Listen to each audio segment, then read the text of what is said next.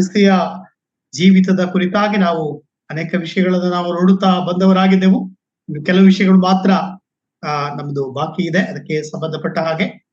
ಹಾಗಾಗಿ ಅದನ್ನ ಈಗ ನಾವು ನೋಡ್ತಕ್ಕಂತ ಒಂದು ಸಂಗತಿ ಬಹಳ ಮುಖ್ಯವಾಗಿರುವಂತ ವಿಷಯ ಮತ್ತು ಪ್ರತಿ ವಾರವೂ ಕೂಡ ನಾವು ಆಚರಿಸತಕ್ಕಂತ ಕರ್ತನ ಮೇಜು ಅಥವಾ ಕರ್ತನ ರೊಟ್ಟಿ ಕ್ರಿಸ್ತಿಯ ಜೀವನದಲ್ಲಿ ಬಹಳ ಮುಖ್ಯವಾಗಿರ್ತಕ್ಕಂಥ ಒಂದು ವಿಷಯ ಕೂಡ ಹೌದಾಗಿದೆ. ಸೊ ಅದನ್ನ ನಾವು ಈ ಸಂದರ್ಭದಲ್ಲಿ ನಾವು ನೋಡೋಣ. ಕ್ರಿಸ್ತಿಯ ಜೀವಿತದಲ್ಲಿ ವಿಶ್ವಾಸಿಗಳಿಗಿರ್ತಕ್ಕಂಥ ಒಂದು ಜವಾಬ್ದಾರಿಗಳು ಮತ್ತು ಸಭೆಗೆ ಇರತಕ್ಕಂಥ ಒಂದು ಜವಾಬ್ದಾರಿಗಳು, ಈ ರೊಟ್ಟಿ ಮುರಿಯುವ ವಿಷಯದಲ್ಲಿ ಸಭೆಗೆ ಏನು ಜವಾಬ್ದಾರಿಗಳಿದೆ ಮತ್ತು ವಿಶ್ವಾಸಿಗಳಿಗೆ ಏನು ಜವಾಬ್ದಾರಿಗಳಿದೆ ಮತ್ತು ಅದನ್ನ ಹೇಗೆ ಕ್ರಮಪಡಿಸಿಕೊಂಡು ಹೋಗ್ಬೇಕು ಹೇಳ್ತಕ್ಕಂಥ ಒಂದು ಸಂಗತಿ ದೇವರ ವಾಕ್ಯ ನಮಗೆ ಸರಿಯಾದ ಮಾಹಿತಿಯನ್ನು ನಮಗೆ ಕೊಟ್ಟಿದೆ. ಸೊ ಅದರಿಂದ ನಾವು ಅರ್ಥ ಮಾಡಿಕೊಂಡು ತಿಳ್ಕೊಂಡು ಹೋಗ್ತಕ್ಕಂತ ಒಂದು ಸಂಗತಿ. ನಾವು ಅನೇಕ ಸಂದರ್ಭದಲ್ಲಿ ತಿಳಿದಿರ್ತಕ್ಕಂಥದ್ದೇ ಆಗಿದೆ. ಅದರಲ್ಲೂ ನಮ್ಮ ಸಹೋದರ ಸಭೆ ಎಂಬುದಾಗಿ ಹೇಳುವಾಗ ಈ ರೊಟ್ಟಿ ಮುರಿಯುವ ವಿಷಯದಲ್ಲಿ ನಾವು ಯಾವಾಗಲೂ ಪ್ರತಿ ವಾರವೂ ಕೂಡ ರೊಟ್ಟಿ ಮುರಿಯತಕ್ಕಂಥವ್ರು ಎಂಬುದಾಗಿ ನಾವು ಹೇಳಿಕೊಡ್ತಕ್ಕಂಥವರಾಗಿದ್ದೇವೆ. ಅಷ್ಟು ಮಾತ್ರವಲ್ಲ, ರೊಟ್ಟಿ ಮುರಿಯುವಂಥದ್ದು ಸರಿ, ಆದ್ರೆ ರೊಟ್ಟಿ ಮುರಿಯುವ ವಿಧಾನಗಳು ಮತ್ತು ರೊಟ್ಟಿ ಹೇಗೆ ತೆಗೆದುಕೊಳ್ಳಬೇಕು ಹೇಳುವಂತಹ ಮಾರ್ಗದರ್ಶನಗಳು ನಮಗಿದೆ. ಸೊ ಅದರಿಂದ ಮತ್ತು ಕರ್ತನ ಭೋಜನದ ಮುಖ್ಯವಾದ ಉದ್ದೇಶ ಏನು, ಯಾವ ಉದ್ದೇಶಕ್ಕೋಸ್ಕರವಾಗಿ ನಾವು ಭೋಜನಗಳನ್ನ ಕ್ರಿಸ್ತಿಯ ಜೀವಿತದಲ್ಲಿ ಈ ಕರ್ತನ ಮೇಜಲ್ಲಿ ನಾವು ಪಾಲನ್ನ ಹೊಂದಿಕೊಳ್ಳಬೇಕು ಹೇಳುವಂಥದ್ದನ್ನ ದೇವರ ವಾಕ್ಯದಲ್ಲಿ ನಾವು ಸ್ಪಷ್ಟವಾಗಿ ನಾವು ನೋಡ್ತಕ್ಕಂಥವರಾಗಿದ್ದೇವೆ. ವೈಯಕ್ತಿಕ ಜೀವನದಲ್ಲಿ ಎಚ್ಚರಿಕೆ ಮತ್ತು ಸಭಾ ಜೀವನದಲ್ಲಿ ಎಚ್ಚರಿಕೆ, ಈ ಎಲ್ಲಾ ಸಂಗತಿಗಳನ್ನು ದೇವರ ವಾಕ್ಯದ ಆಧಾರದಿಂದ ನಾವು ಮುಂದುವರಿಯೋಣ. ವಿಶೇಷವಾಗಿ ಕರ್ತನು ಈ ಲೋಕದಲ್ಲಿ ಇರುವಾಗಲೇ ಆತನು ಈ ರೊಟ್ಟಿ ಮುರಿಯತಕ್ಕಂಥ ನಿಯಮವನ್ನ ಆತನು ತನ್ನ ಶಿಷ್ಯರಿಗೆ ಆತನು ಕೊಡಲ್ಪಟ್ಟಿರುವುದನ್ನು ನೋಡ್ತೇವೆ. ಬಹಳ ಗಮನಿಸಬೇಕಾಗಿರ್ತಕ್ಕಂಥ ಒಂದು ಸಂಗತಿ, ತನ್ನ 12 ಜನ ಶಿಷ್ಯರಿರತಕ್ಕಂತ ಒಂದು ಸಂದರ್ಭದಲ್ಲಿ ಈ ಒಂದು ಕರ್ತನ ಒಂದು ರೊಟ್ಟಿಯನ್ನ ಆತನು ದಯಪಾಲಿಸಿರ್ತಕ್ಕಂಥದನ್ನ ನಾವು ನೋಡ್ತಕ್ಕಂಥವರಾಗಿದ್ದೇವೆ. ಶಿಷ್ಯತ್ವಕ್ಕೆ, ಅಂದರೆ ಕರ್ತನ ಶಿಷ್ಯತ್ವಕ್ಕೆ ಒಳಗಾಗಿರ್ತಕ್ಕಂಥವರಿಗೆ. ಸೊ ಈ ಲೋಕದಲ್ಲಿ ಅನೇಕ ದ್ವಂದ್ವ ಬೋಧನೆಗಳು ಈ ಲೋಕದಲ್ಲಿ ಇದೆ. ಸೊ ಈ ರೊಟ್ಟಿ ಮುರಿಯುವ ವಿಷಯದಲ್ಲಿಯೂ ಕೂಡ ಅನೇಕರಿಗೆ ಸ್ಪಷ್ಟೀಕರಣ ಇಲ್ಲ. ಅನೇಕ ಕಡೆಗಳಲ್ಲಿ ನಾವು ಅದನ್ನ ನೋಡ್ತಾ ಇದ್ದೇವೆ. ಆದ್ರೆ ಸಾಮಾನ್ಯವಾಗಿ ನಮ್ಮ ಸಹೋದರ ಸಭೆ ಎಂಬುದಾಗಿ ಹೇಳುವಾಗ ಈ ವಿಷಯದಲ್ಲಿ ಸ್ಪಷ್ಟತೆ ಇದೆ.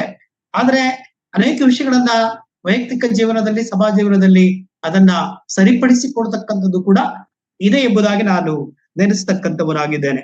ನಾವು ಮತ್ತಾಯನು ಬರೆದ ಸುವಾರ್ತೆ, ಕರ್ತನಾದ ಯೇಸು ಕ್ರಿಸ್ತನು ಹೇಳಿರುವ ಮಾತಿನ ಆಧಾರದೊಂದಿಗೆ ನಾವು ಅದನ್ನ ಪ್ರಾರಂಭಿಸತಕ್ಕಂಥವರು ಆಗಿರೋಣ. ಮತ್ತಾಯನು ಬರೆದ ಸುವಾರ್ತೆ 26ನೇ ಅಧ್ಯಾಯದ 28ನೇ ವಚನದಿಂದ ನಾವು ಓದಿಕೊಳ್ಳುವಾಗ, ಇದು ನನ್ನ 26ನೇ ಅಧ್ಯಾಯ, ಮತ್ತಾಯನು ಬರೆದ ಸುವಾರ್ತೆ 26ನೇ ಅಧ್ಯಾಯ 26ರಿಂದಲೇ ಪ್ರಾರಂಭ ಮಾಡೋಣ.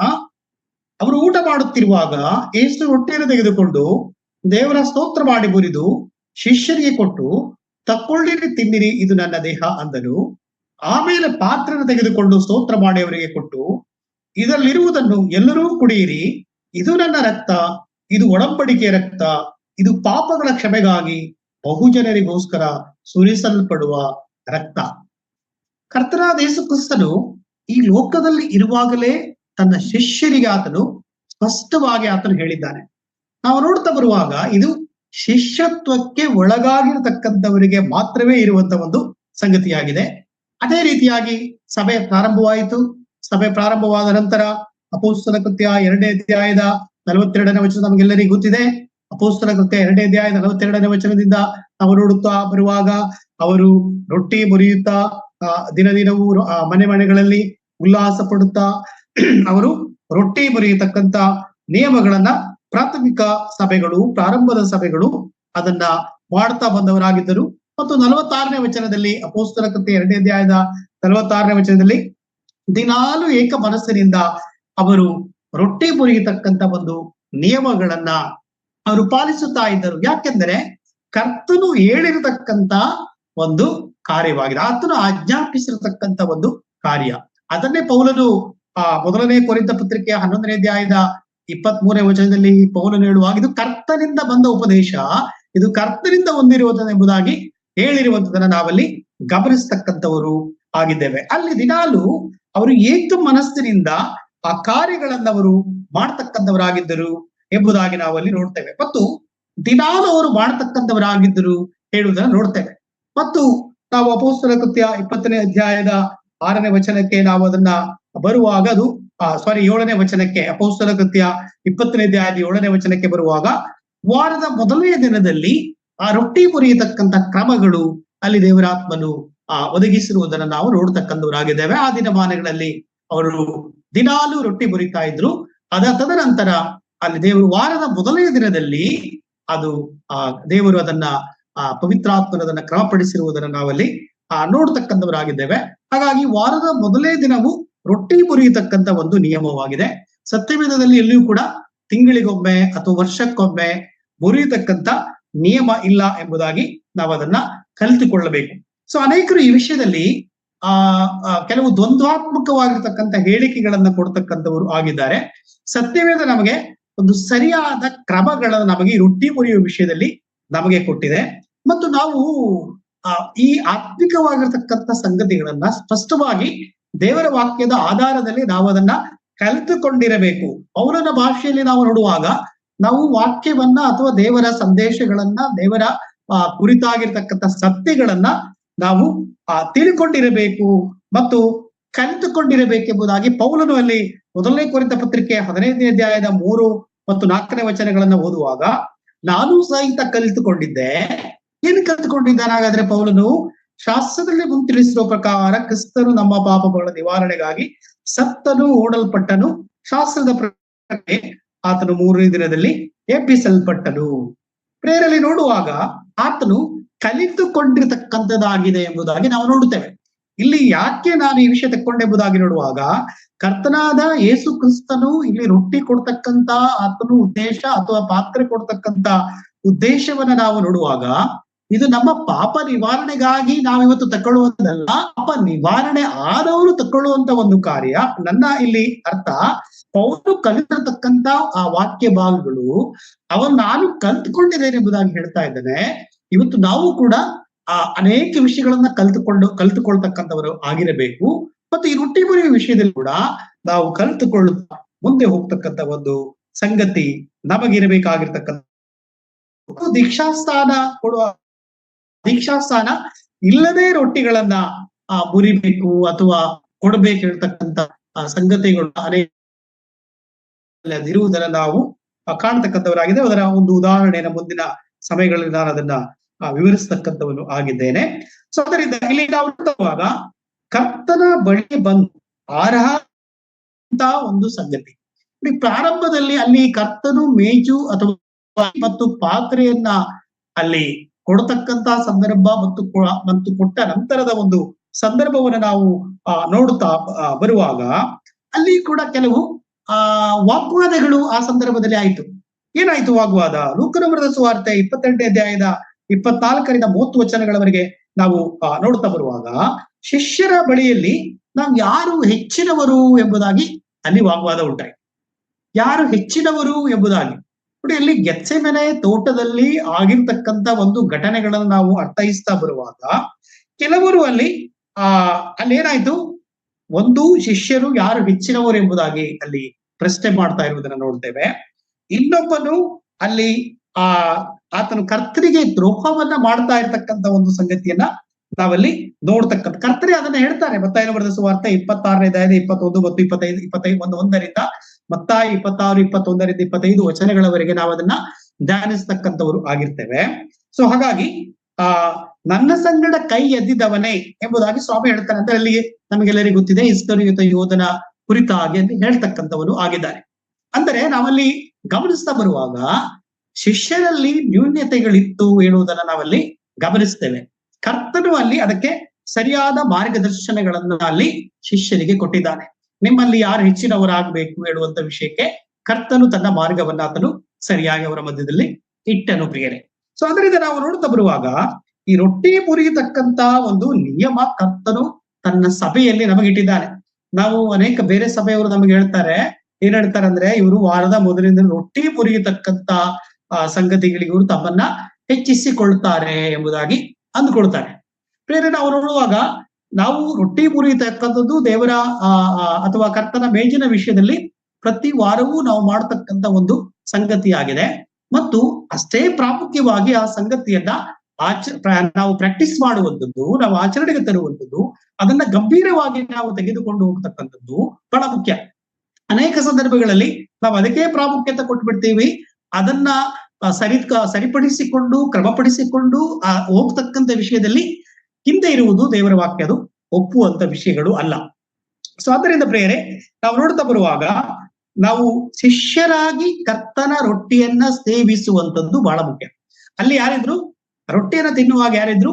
ಅಪೊಸ್ತಲರಿದ್ರು ಅಥವಾ ಶಿಷ್ಯತ್ವಕ್ಕೆ ಒಳಗಾಗಿರ್ತಕ್ಕಂಥವರು ಇದ್ರು. ಆದ್ರೆ ಶಿಷ್ಯರಲ್ಲಿ ಅಲ್ಲಿ ಒಬ್ಬ ಶಿಷ್ಯನಂತೂ ಸಂಪೂರ್ಣವಾಗಿ ವಿರುದ್ಧವಾಗಿರ್ತಕ್ಕಂಥ ಒಬ್ಬ ವ್ಯಕ್ತಿಯಲ್ಲಿ ಅಲ್ಲಿ ಕರ್ತನೊಟ್ಟಿಗಿದ್ದನು ಎಂಬುದಾಗಿ ನಾವಲ್ಲಿ ಆ ಭೋಜನದಲ್ಲಿ ಆತನು ಇದ್ದನು ಎಂಬುದಾಗಿ ನಾವಲ್ಲಿ ಗಮನಿಸ್ತಕ್ಕಂಥವರು ಆಗಿದ್ದೇವೆ. ಇದು ಯಾಕೆ ಶಿಷ್ಯತ್ವಕ್ಕೆ ಒಳಗಾದವರೇ ಯಾಕೆ ಅನೇಕ ಸಂದರ್ಭಗಳಲ್ಲಿ ಏನ್ ಹೇಳ್ತಾರೆ ಅಂತ ಹೇಳಿದ್ರೆ, ದೀಕ್ಷಾ ಸ್ಥಾನ ತೆಗೆದುಕೊಳ್ಳದೆ ರೊಟ್ಟಿಯನ್ನ ತೆಕ್ಕೊಳ್ಬಹುದು ಹೇಳುವಂತ ಒಂದು ವಾದ ಅನೇಕ ಬೇರೆ ಸಭೆಗಳಲ್ಲಿ ಇದೆ. ಯಾಕಂದ್ರೆ ನನಗೂ ಕೂಡ ಅದು ಒಂದು ಅನುಭವಕ್ಕೆ ಬಂದಿರತಕ್ಕಂಥದ್ದಾಗಿದೆ. ಒಮ್ಮೆ ಒಂದು ಕುಟುಂಬ ನಮ್ಮ ಸಭೆಗೆ ಬಂತು, ಒಂದೆರಡು ಕಳೆದ ಒಂದು 3-4 ವರ್ಷದ ಹಿಂದೆ. ಸೊ ಅವರು ಕಂಟಿನ್ಯೂಸ್ ಆಗಿ ಬರ್ತಾ ಇದ್ರು. ನಮಗೆ ರಕ್ಷಣೆ ಆಗಿದೆ, ನಾವು ಯಾಕೆ ರಕ್ಷಣೆ ಆಗಿದೆ ಎಂಬುದಾಗಿ ಅವರು ಸ್ವಲ್ಪ ತಿಳುವಳಿಕೆ ಇತ್ತು ಅವರಿಗೆ. ಕ್ರಮವಾಗಿ ಬರ್ತಾ ಇದ್ರು. ನಾವು ಕೂಡ ಅವರನ್ನ ಮನೆಗೆ ಹೋಗಿ ವಿಸಿಟಿಂಗ್ ಎಲ್ಲ ಮಾಡ್ತಾ ಇದ್ರು. ಕ್ರಮೇಣ ಹೀಗೆ ಕಳೀತಾ ಬರುವಾಗ ಅವರ ವಾದ ಏನಾಯ್ತು ಅಂತ ಹೇಳಿದ್ರೆ, ರೊಟ್ಟಿ ಮುರಿಯುವ ವಿಷಯದಲ್ಲಿ ದೀಕ್ಷಾ ಸ್ಥಾನ ಆದ ಮೇಲೆಯೇ ರೊಟ್ಟಿ ಮುರಿಬೇಕಾ ಎಂಬುದಾಗಿ ಅವರು ಪ್ರಶ್ನಿಸ್ತಾ ಇದ್ರು. ಹಾಗಾದ್ರೆ ದೇವರ ವಾಕ್ಯದಲ್ಲಿ ಎಲ್ಲಿದೆ ಅದು? ದೀಕ್ಷಾ ಸ್ಥಾನ ಆದ ನಂತರ ರೊಟ್ಟಿ ಮುರಿಯಬೇಕು ಹೇಳ್ತಕ್ಕಂತ ಒಂದು ಸಂಗತಿ ಎಲ್ಲಿದೆ? ನೋಡಿ, ಕರ್ತನು ಹೇಳಿರ್ತಕ್ಕಂಥ ಒಂದು ಆಜ್ಞೆಯ ವಿಷಯದಲ್ಲಿ ಅವರು ಮರ್ತು ಬಿಟ್ಟು ಅವ್ರು ಹೇಳ್ತಾ ಇದ್ರು. ಅವರಿಗೆ ಆ ಒಂದು ವಾಕ್ಯ ಭಾಗವನ್ನ ಕೂಡ ನಾವು ತೋರಿಸಿಕೊಟ್ಟಾಗ ಸ್ವಲ್ಪ ದಿನ ಅವರು 1-2-3 ವಾರಗಳು ಬರ್ಲಿಲ್ಲ. ತದನಂತರ ಅವರು, ನೀವು ರೊಟ್ಟಿ ಕೊಟ್ರೆ ನಾವು ಬರ್ತೀವಿ, ಯಾಕೆಂದ್ರೆ ಇಂಥ ಒಂದು ಸಭೆಗಳಲ್ಲಿ ದೀಕ್ಷಾ ಸ್ಥಾನ ಆಗದಿದ್ರೂ ನಮಗೆ ರೊಟ್ಟಿ ಕೊಡ್ತಕ್ಕಂಥವರಾಗಿದ್ದಾರೆ ಎಂಬುದಾಗಿ ಅವ್ರು ಹೇಳ್ತಾ ಇದ್ರು. ಸೊ ಪ್ರಿಯರೇ, ಇಲ್ಲಿ ನಾನು ಕೆಲವು ಅವರಿಗೆ ಕ್ಲಾರಿಫಿಕೇಶನ್ ಯಾಕೆ ಅವರಿಗೆ ಕೊಟ್ಟೆ ಎಂಬುದಾಗಿ ನಾನು ಕೆಲವು ವಿಷಯಗಳನ್ನು ಅವರಿಗೆ ಕೊಟ್ಟೆ. ನೋಡಿ, ಮೊದಲನೇದಾಗಿ ಕರ್ತನ ಶಿಷ್ಯರಾಗಿರ್ತಕ್ಕಂಥವರು, ಅಂದ್ರೆ ಶಿಷ್ಯರಾಗಿರ್ತಕ್ಕಂಥವರು ಕರ್ತನಿಗೆ ವಿಧೇಯರಾಗ್ತಕ್ಕಂಥದ್ದು ಬಹಳ ಪ್ರಾಮುಖ್ಯ. ನೋಡಿ, ಕರ್ತನು ಮತ್ತಾಯನು ಬರೆದ ಸುವಾರ್ತೆ ಕೊನೆ 28ನೇ ಅಧ್ಯಾಯದ 19-20ನೇ ವಚನದಲ್ಲಿ ಒಂದು ಮಾತನ್ನ ಆತನು ಹೇಳಿದನು. ಏನ್ ಹೇಳಿದನು? ನೀವು ಲೋಕದ ಕಟ್ಟ ಕಡೆಗೆ ಹೋಗಿರಿ, ಸುವಾರ್ತೆ ಸಾರಿರಿ, ಮಗ ಪವಿತ್ರಾತ್ಮನಲ್ಲಿ ಅವರಿಗೆ ದೀಕ್ಷಾಸ್ಥಾನ ನಾನು ಬೋಧನೆ ಮಾಡಿರುವುದರಿಗೆ ಬೋಧಿಸಿರಿ ಎಂಬುದಾಗಿ, ನಾನು ಯುಗದ ಸಮಾಪ್ತಿ ಎಲ್ಲಾ ದಿವಸ ನಿಮ್ ಸಂಗಡ ಇರ್ತೇನೆ ಎಂಬುದಾಗಿ ಸ್ವಾಮಿ ಹೇಳಿದರು. ಪ್ರೇರಣಾಗಿರ್ತಕ್ಕಂಥದ್ದು ಕರ್ತನು ಹೇಳಿದ ಮಾತಿನಲ್ಲಿಯೇ ಅತಿ ಶಿಷ್ಯತ್ವದಲ್ಲಿ ನಂಬಿದ ದೀಕ್ಷಾಸ್ಥಾನ ತೆಗೆದುಕೊಳ್ಳ ಎಂಬುದಾಗಿ ಅಲ್ಲಿ ಸ್ಪಷ್ಟೀಕರಣ ಕೊಡ್ತಾ ಇದೆ. ಸೊ ಆದ್ದರಿಂದ ಈ ನಂಬಿಕೆ ಇಟ್ಟ ಮೇಲೆ, ರಕ್ಷಿಸಲ್ಪಟ್ಟ ಮೇಲೆ ದೀಕ್ಷಾ ಸ್ಥಾನಗಳು ಕೂಡ ಬಹಳ ಮುಖ್ಯ. ಅಂದರೆ ದೀಕ್ಷಾಸ್ಥಾನ ಅಲ್ಲ, ಯಾಕೆಂದರೆ ಒಬ್ಬ ಕಳ್ಳನು ಅವನು ಅದನ್ನ ಹೇಳ್ತಾರೆ, ಆ ಕಳ್ಳ ಒಂದು ವೇಳೆ ಅವನು ಅಲ್ಲಿ ಅವನಿಗೆ ದೀಕ್ಷಾ ಸ್ಥಾನ ಆಗಲಿಲ್ಲ, ಅವನು ಲೋಕಕ್ಕೆ ಹೋದನು ಎಂಬುದಾಗಿ ಅದು ಸತ್ಯ. ಪರಲೋಕಕ್ಕೆ ದೀಕ್ಷಾ ಆಗದೆ ಅವನು ಓದಿದ್ರು ಸತ್ಯ. ತಿರುಗಿ ಆತನು ಭೂಮಿಗೆ ಮತ್ತೆ ವಾಸಿಸ್ಲಿಕ್ಕೆ ಅವನಿಗೆ ಸಮಯಾವಕಾಶ ಇರಲಿಲ್ಲ. ಸೊ ಅದರಿಂದ ಇದು ಈ ಲೋಕದಲ್ಲಿ ನಾವು ಇರತಕ್ಕಂಥವರಿಗೆ ಅದು ಅನ್ವಯ ಇಲ್ಲ. ಒಂದು ವೇಳೆ ಕರ್ತನಾದ ಯೇಸು ಕ್ರಿಸ್ತನ ಅಂಗೀಕಾರ ಕ್ಷಣವೇ ಕೆರಳುವ ಮರಣ ಹೊಂದಿದಂತ ಉದಾಹರಣೆಗಳಿದೆ, ಲೋಕ ಬಿಟ್ಟಿರತಕ್ಕಂಥ ಇದೆ. ಅಂತವರು ರಕ್ಷಿಸಲ್ಪಟ್ಟವರು, ಯಾವ ಸ್ನೇಹಗಳಿಲ್ಲ ನಮಗೆ ಗೊತ್ತಿದೆ. ಇದು ತಪ್ಪಾದ ಒಂದು ಬೋಧನೆ ಏನಿದೆ, ಸಹೋದರಿಯವರು ಅವರು ದೀಕ್ಷಾಸ್ಥಾನ ಆದ್ರೆ ಮಾತ್ರ ಅವರು ರೊಟ್ಟಿ ಕೊಡ್ತಾರೆ ಹೇಳುವಂತದನ್ನು ನಾವು ಗಮನಿಸ್ತಾರೆ. ಈ ಸಭೆಯ ಗುರುತಿಸುವಿಕೆ ಅದು ದೀಕ್ಷಾಸ್ಥಾನದ ಮೇಲೆ ನಂತರ ಅದಾಗ್ತಕ್ಕಂಥ ಒಂದು ಕಾರ್ಯ ಎಂಬುದಾಗಿ ಅದನ್ನ ಅರ್ಥ ಮಾಡಿಕೊಳ್ಳುವುದಿಲ್ಲ. ಸೊ ಅದರಲ್ಲಿ ತಪ್ಪಾದ ಒಂದು ನಿಯಮ, ತಪ್ಪಾದ ರೀತಿಯನ್ನ ಹೊಂದಿದ್ದಾರೆ. ದೀಕ್ಷಾಸ್ಥಾನ ಇಲ್ಲದಿದ್ರೂ ಕೂಡ ರೊಟ್ಟಿಯನ್ನ ತೆಗೆದುಕೊಳ್ಳಬಹುದು ಎಂಬುದು ಅನೇಕರ ಅಭಿಪ್ರಾಯ. ಮತ್ತು ಅನೇಕರು ಏನ್ ಹೇಳ್ತಾರೆ, ಅದಕ್ಕೆ ಎಲ್ಲಿ ವಾಕ್ಯ ಇದೆ ಅವ್ರು ಹೇಳ್ತಾರೆ. ನೋಡಿ, ಎಲ್ಲದಕ್ಕೂ ಶಬ್ದಸಹವಾಗಿ ನಾವು ಯಾವ ವಾಕ್ಯಗಳನ್ನ ನಾವು ಮಾತಾಡ್ಲಿಕ್ಕೆ ಸಾಧ್ಯ. ದೇವರ ಆತ್ಮನು ಅನೇಕ ವಿಷಯಗಳನ್ನು ದೇವರ ವಾಕ್ಯದ ಆಧಾರದಲ್ಲಿ ನಮಗೆ ಅನೇಕ ವಿಷಯಗಳನ್ನ ಆತನು ಕೊಟ್ಟಿದ್ದಾನೆ. ಅದರಿಂದ ದೀಕ್ಷಾಸ್ಥಾನ ನಾವು ಯಾಕೆ ಅನೇಕ ಸಂದರ್ಭಗಳನ್ನ ಬಂದಿರತಕ್ಕಂಥದ್ದು, ಅಲ್ಲಿ ಕಂಚುಕಿಗೆ ನಾವಲ್ಲಿ ಕಾಣ್ತಾ ಬರುವಾಗ ಅಲ್ಲಿ ಆಗಿರ್ತಕ್ಕಂಥ ಘಟನೆಯನ್ನ ನಾವು ಅರ್ಥೈಸಿಕೊಳ್ತಾ ಇರುವಾಗ ಅಲ್ಲಿ ಬೇಗನೆ ಅರ್ಥ ಮಾಡಿಕೊಂಡು ದೇವರ ವಾಕ್ಯದ ಅರ್ಥ ಮಾಡಿಕೊಂಡು ಅವರಾಗಿ ಹೃದಯಪೂರ್ವಕವಾಗಿರ್ತಕ್ಕಂಥ ಒತ್ತಡದೊಂದಿಗೆ ಅಲ್ಲಿ ದೀಕ್ಷಾಸ್ಥಾನ ಕಾರ್ಯ ಆಯಿತು. ಅಲ್ಲಿ ನಾವು ನೋಡ್ಕೊಂಡವರಾಗಿದ್ದೇವೆ. ಸೊ ಹಾಗೆ ದಿನದಲ್ಲಿ ಸಡನ್ ಆಗಿ ಆಗಿರುವಂತ ವಿಷಯ ಇದೆ.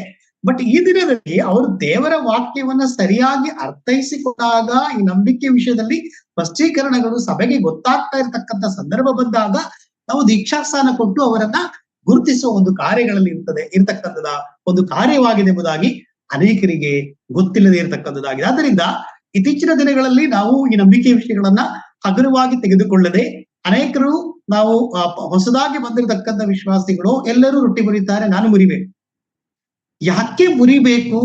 ಅದರಲ್ಲಿರ್ತಕ್ಕಂಥ ಸತ್ಯಗಳೇನಿದೆ, ಹೇಳ್ತಕ್ಕಂಥ ಅಂಶಗಳನ್ನ ಅವರಿಗೆ ಮನವರಿಕೆ ಆಗದಿದ್ರೆ ಮುಂದಿನ ದಿನಗಳಲ್ಲಿ ಅವರಿಂದ ಅಥವಾ ಅವರು ಅಪಾಯಗಳಿರತಕ್ಕಂಥ ಸಂಗತಿಗಳಾಗಿ ನಾವು ಕಾಣ್ತಕ್ಕಂಥವರಾಗಿರ್ತೇವೆ. ಸೊ ಆದ್ದರಿಂದ ನಾವು ಗಮನಿಸ್ತಾ ಬರುವಾಗ ಇವತ್ತು ನಮ್ಮ ಸಹೋದರ ಸಭೆಯವರು ಅವರನ್ನ ದೀಕ್ಷಾಸ್ಥಾನ ಕೊಟ್ಟು ರೊಟ್ಟಿ ಕೊಡುವ ವಿಷಯದಲ್ಲಿ ನಾವು ಗಡಿಬಿಡಿ ಮಾಡುವಂತ ಅವಶ್ಯಕತೆ ಇಲ್ಲ. ಅವರು ಸರಿಯಾದ ವಾಕ್ಯ ಬೋಧನೆಯನ್ನ ಸರಿಯಾದ ಶಿಷ್ಯತ್ವದಲ್ಲಿ ಇದ್ದಾರೆ ಇರತಕ್ಕಂಥ ಸಂಗತಿಯನ್ನ ಸಭೆಯು ಸ್ಪಷ್ಟೀಕರಣ ಪಡಿಸಿಕೊಂಡ ನಂತರ ನಾವು ಅವರನ್ನ ದೀಕ್ಷಾಸ್ಥಾನ ಕೊಟ್ಟು ನಂತರ ಅವರಿಗೆ ರೊಟ್ಟಿಯಲ್ಲಿ ಪಾಲನ್ನು ತೆಗೆದುಕೊಳ್ಳಿಕ್ಕೆ ನಾವು ಅವಕಾಶಗಳನ್ನ ಕಲ್ಪಿಸಿಕೊಡ್ತಾ ಬಂದಿರತಕ್ಕಂಥ ಒಂದು ಸಂಗತಿ ಅದು ನಮ್ಮ ಸಹೋದರ ಸಭೆಗಳಲ್ಲಿ ನಡ್ಕೊಂಡು ಬಂದಿರತಕ್ಕಂಥದ್ದಾಗಿದೆ. ಆದರೆ ಈ ದಿನಮಾನಗಳಲ್ಲಿ ಅರ್ಜೆಂಟ್, ಎಲ್ಲಾ ವಿಷಯಗಳಲ್ಲಿ ಅರ್ಜೆಂಟ್.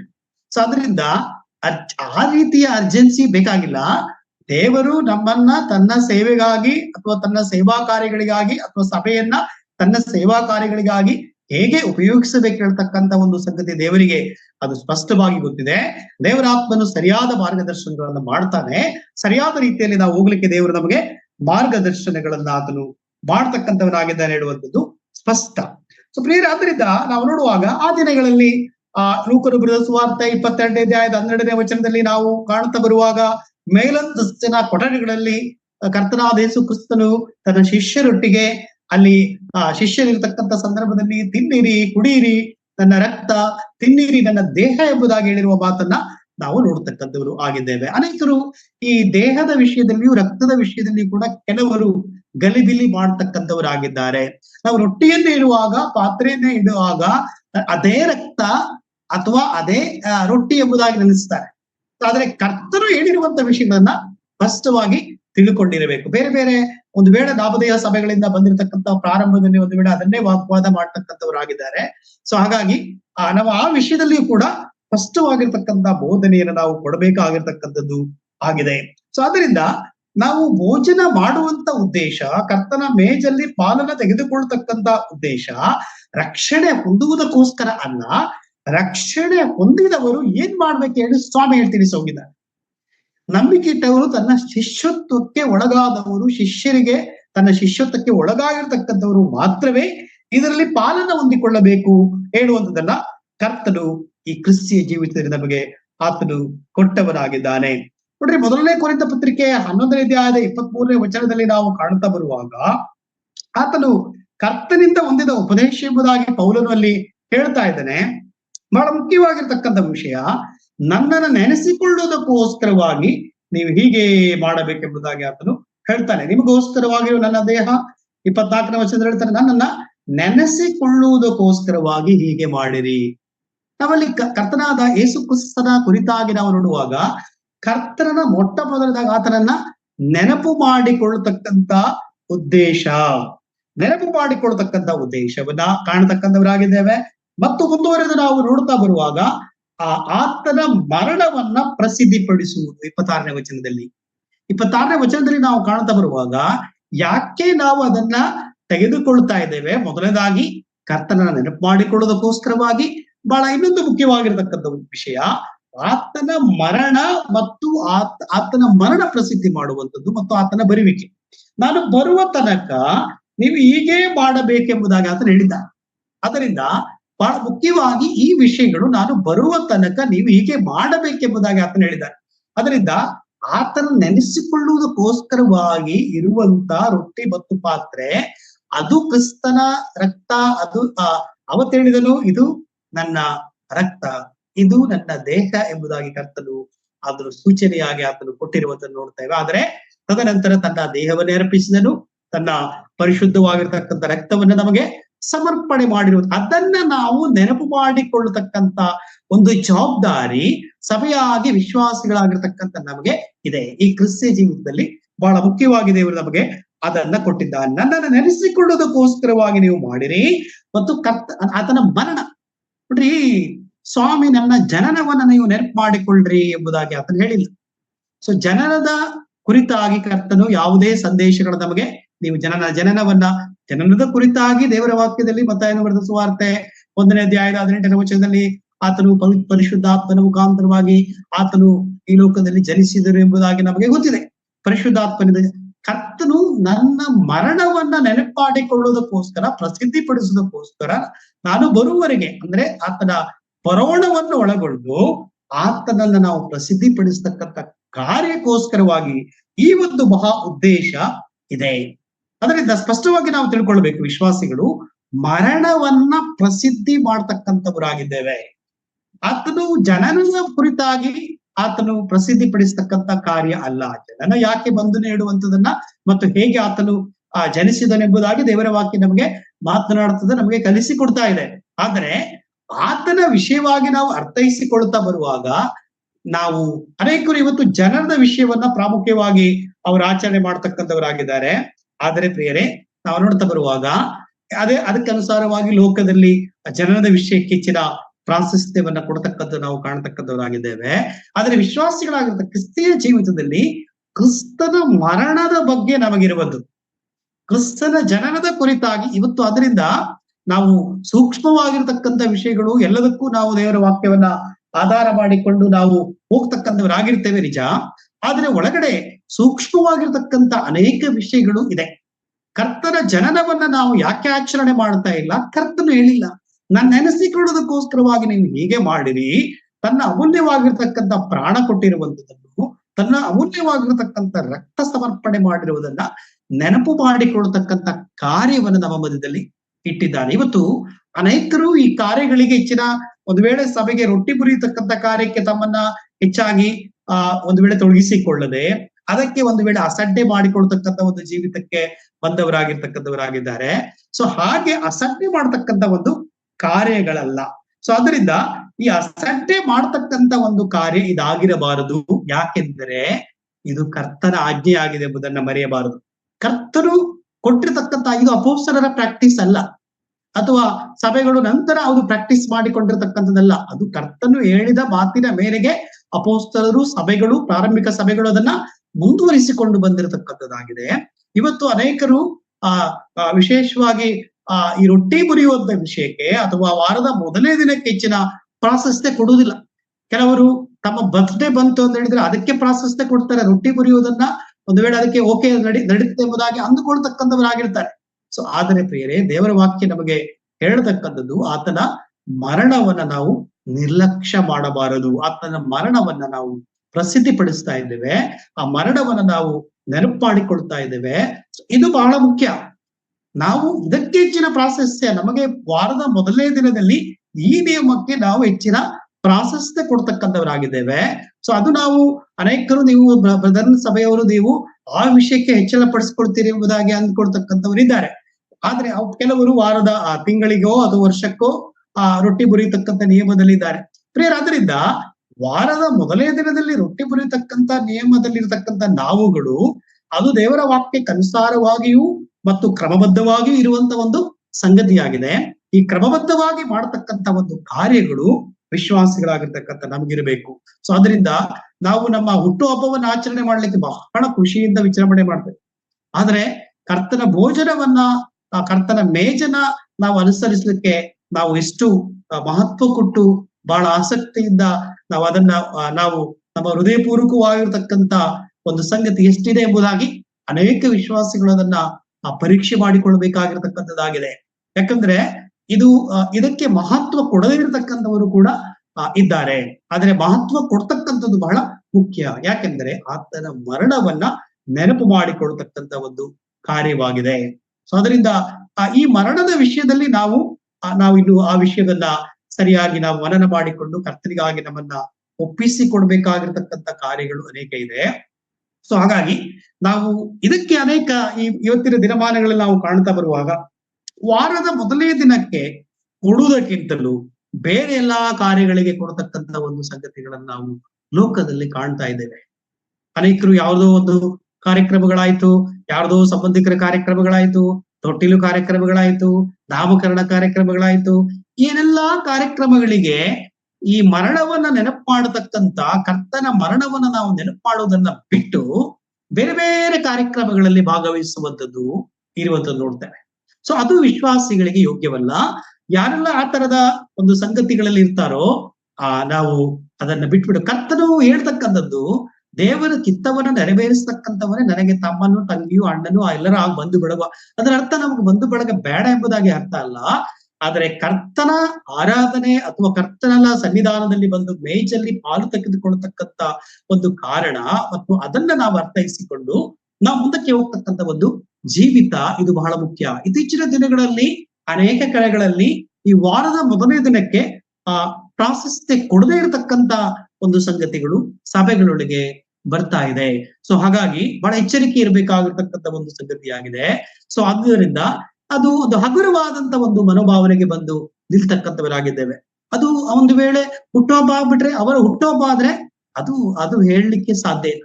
ಸೊ ಅಷ್ಟು ಪ್ರಮಾಣದಲ್ಲಿ ಸಿದ್ಧರಾಗಿಕೊಂಡು ಅಷ್ಟು ರೀತಿಯಾಗಿ ಅವರು ಯೋಚನೆ ಮಾಡ್ತಕ್ಕಂಥವರಾಗಿದ್ದಾರೆ. ಆದ್ರೆ ಕರ್ತನ ಮರಣವನ್ನ ನಾನು ಪ್ರಸಿದ್ಧಿ ಮಾಡೋದಕ್ಕೋಸ್ಕರವಾಗಿ ಸಭೆಗೆ ನಾನು ಹೋಗ್ತಾ ಇದ್ದೇನೆ ಎಂಬತಕ್ಕಂಥ ಒಂದು ತಿಳುವಳಿಕೆ ಅನೇಕ ಸಂದರ್ಭಗಳಲ್ಲಿ ಇತ್ತೀಚಿನ ದಿನಗಳಲ್ಲಿ ಕಡಿಮೆ ಆಗ್ತಾ ಇದೆ ಎಂಬುದಾಗಿ ಅನಿಸ್ತಾ ಇದೆ. ಯಾಕಂದ್ರೆ ಇದಕ್ಕೆ ಯಾಕೋ ಒಂದು ಭಾನುವಾರದ ಕ್ರೈಸ್ತರಾಗಿಯೋ ಅಥವಾ ಭಾನುವಾರದ ಇದಾಗಿಯೋ ಬರ್ತಾ ಇರುವಂತದ್ದು.